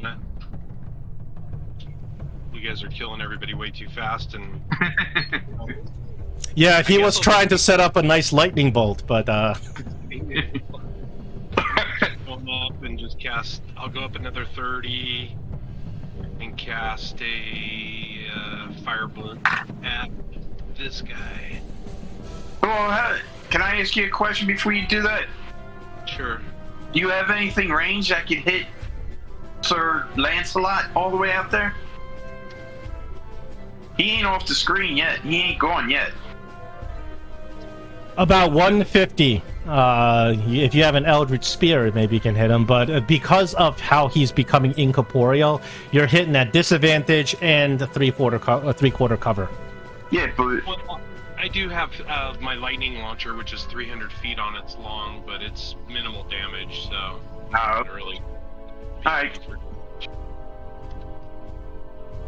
Because he a bunch of damage. He's got to be close. Yeah, you don't know if he's going somewhere to heal up to full health or something, you know? That'd be horrible.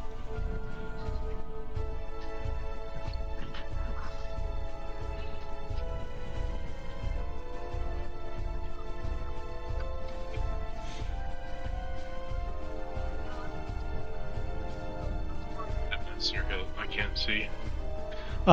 You didn't target it, but its armor class is 14, so you didn't hit with that. Just missed it. Just missed it. All right. Do you have two firebolts? Two bolts with the firebolt? Or no, that's only Eldritch Blast. Yeah. It's just whatever, triple dice damage. So I'm on top of the thing, and I'm done.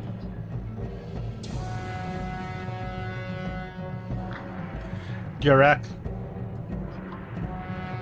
Alright, so I can't reach him. He's too far away. Sorry.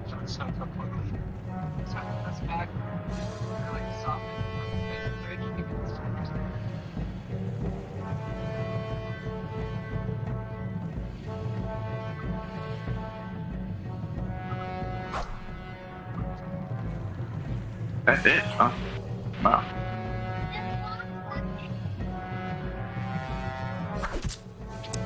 You crush this thing. Alright. moved? This thing is about 20 feet up. Oh, he's 20 feet up? Yeah. I thought they were all down. My fault.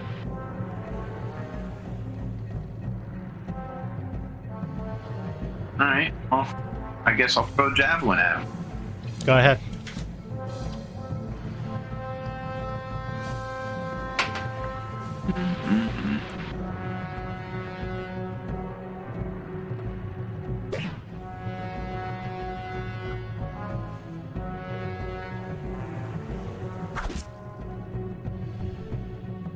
Now I'll throw another javelin at him. Well, I can only throw one, right? No. You have 3 attacks, right? Yeah. Oh, yeah, you can go ahead.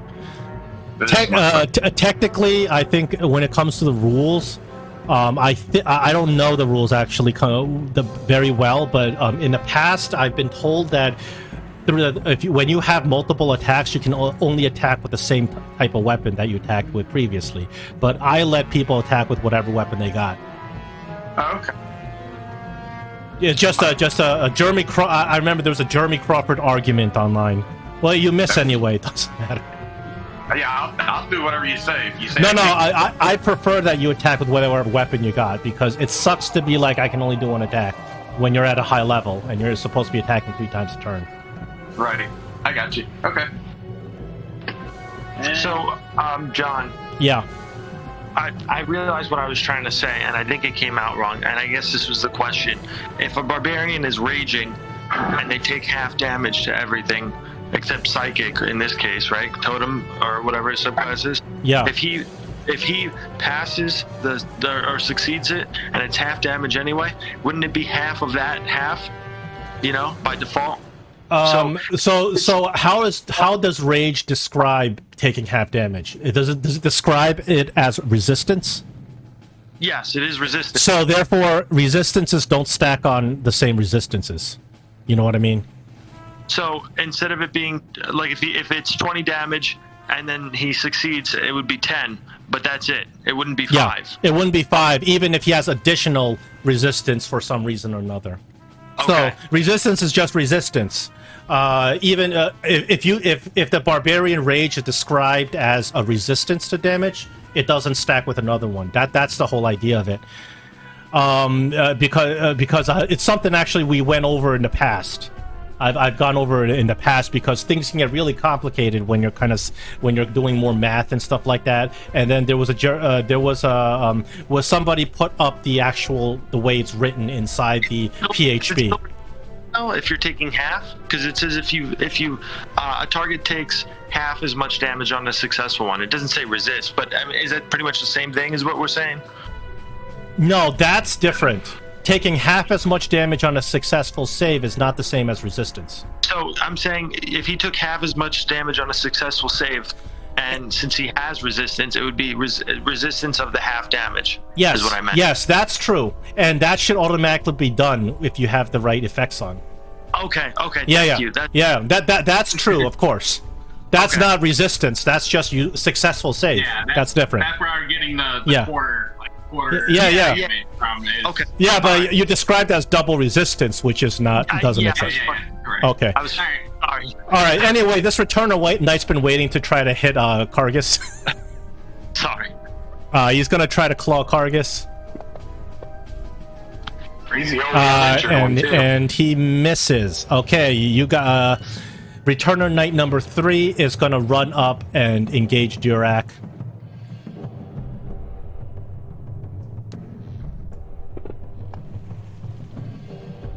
And misses. Sir Parvis and his trusty steed fade out. You know they're going to be back. Thalric, you're up. I'm going to 5. Well, hold on. Dude, he's heavily injured. If you have any type of weapon, run over and hit him. Don't waste this. Don't waste whack. Yeah, I think you've used a lot of spells, so you don't know how big of a dungeon you guys are in, so you might be Well, I mean, there's nothing stopping you from going out taking a long rest. He succeeds on his save. So saving throw take 1d8. No benefit. I have a question. Why did you target Durak? I didn't mean to target Durak. Oh, please roll that again and target the enemy. Because I saw success and then I saw waste. And how's the enemy rolling with that modifier? He doesn't like his brother that much. Okay, the enemy fails. The enemy is obliterated.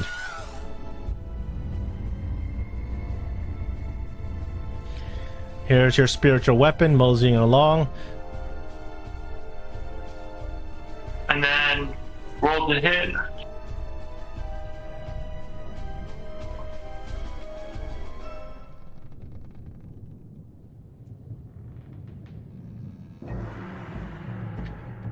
You see, once Sir Parvis is out of the picture, it's very easy to mop up these. Oh, yeah. You realize after you destroy several of them that they're actually ghouls in armor. They are some sort of... they're different than the ghouls you're used to. There's some sort of dark some sort of bizarre magical enchantment on them. But for most intents and purposes, they're ghouls. Can you res a skeleton after it's been knocked down and reanimate him? I don't see why not. Okay, just curious. Yeah, it's not destroyed, so it's still technically like a corpse. Just check. So are these ghouls. Actually, maybe the ones that got hit with a flame strike, I don't think you're gonna be able to. They were incinerated.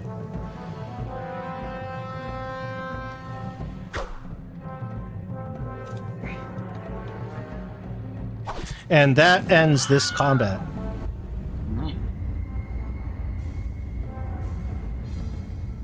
Would this be a good time to stop?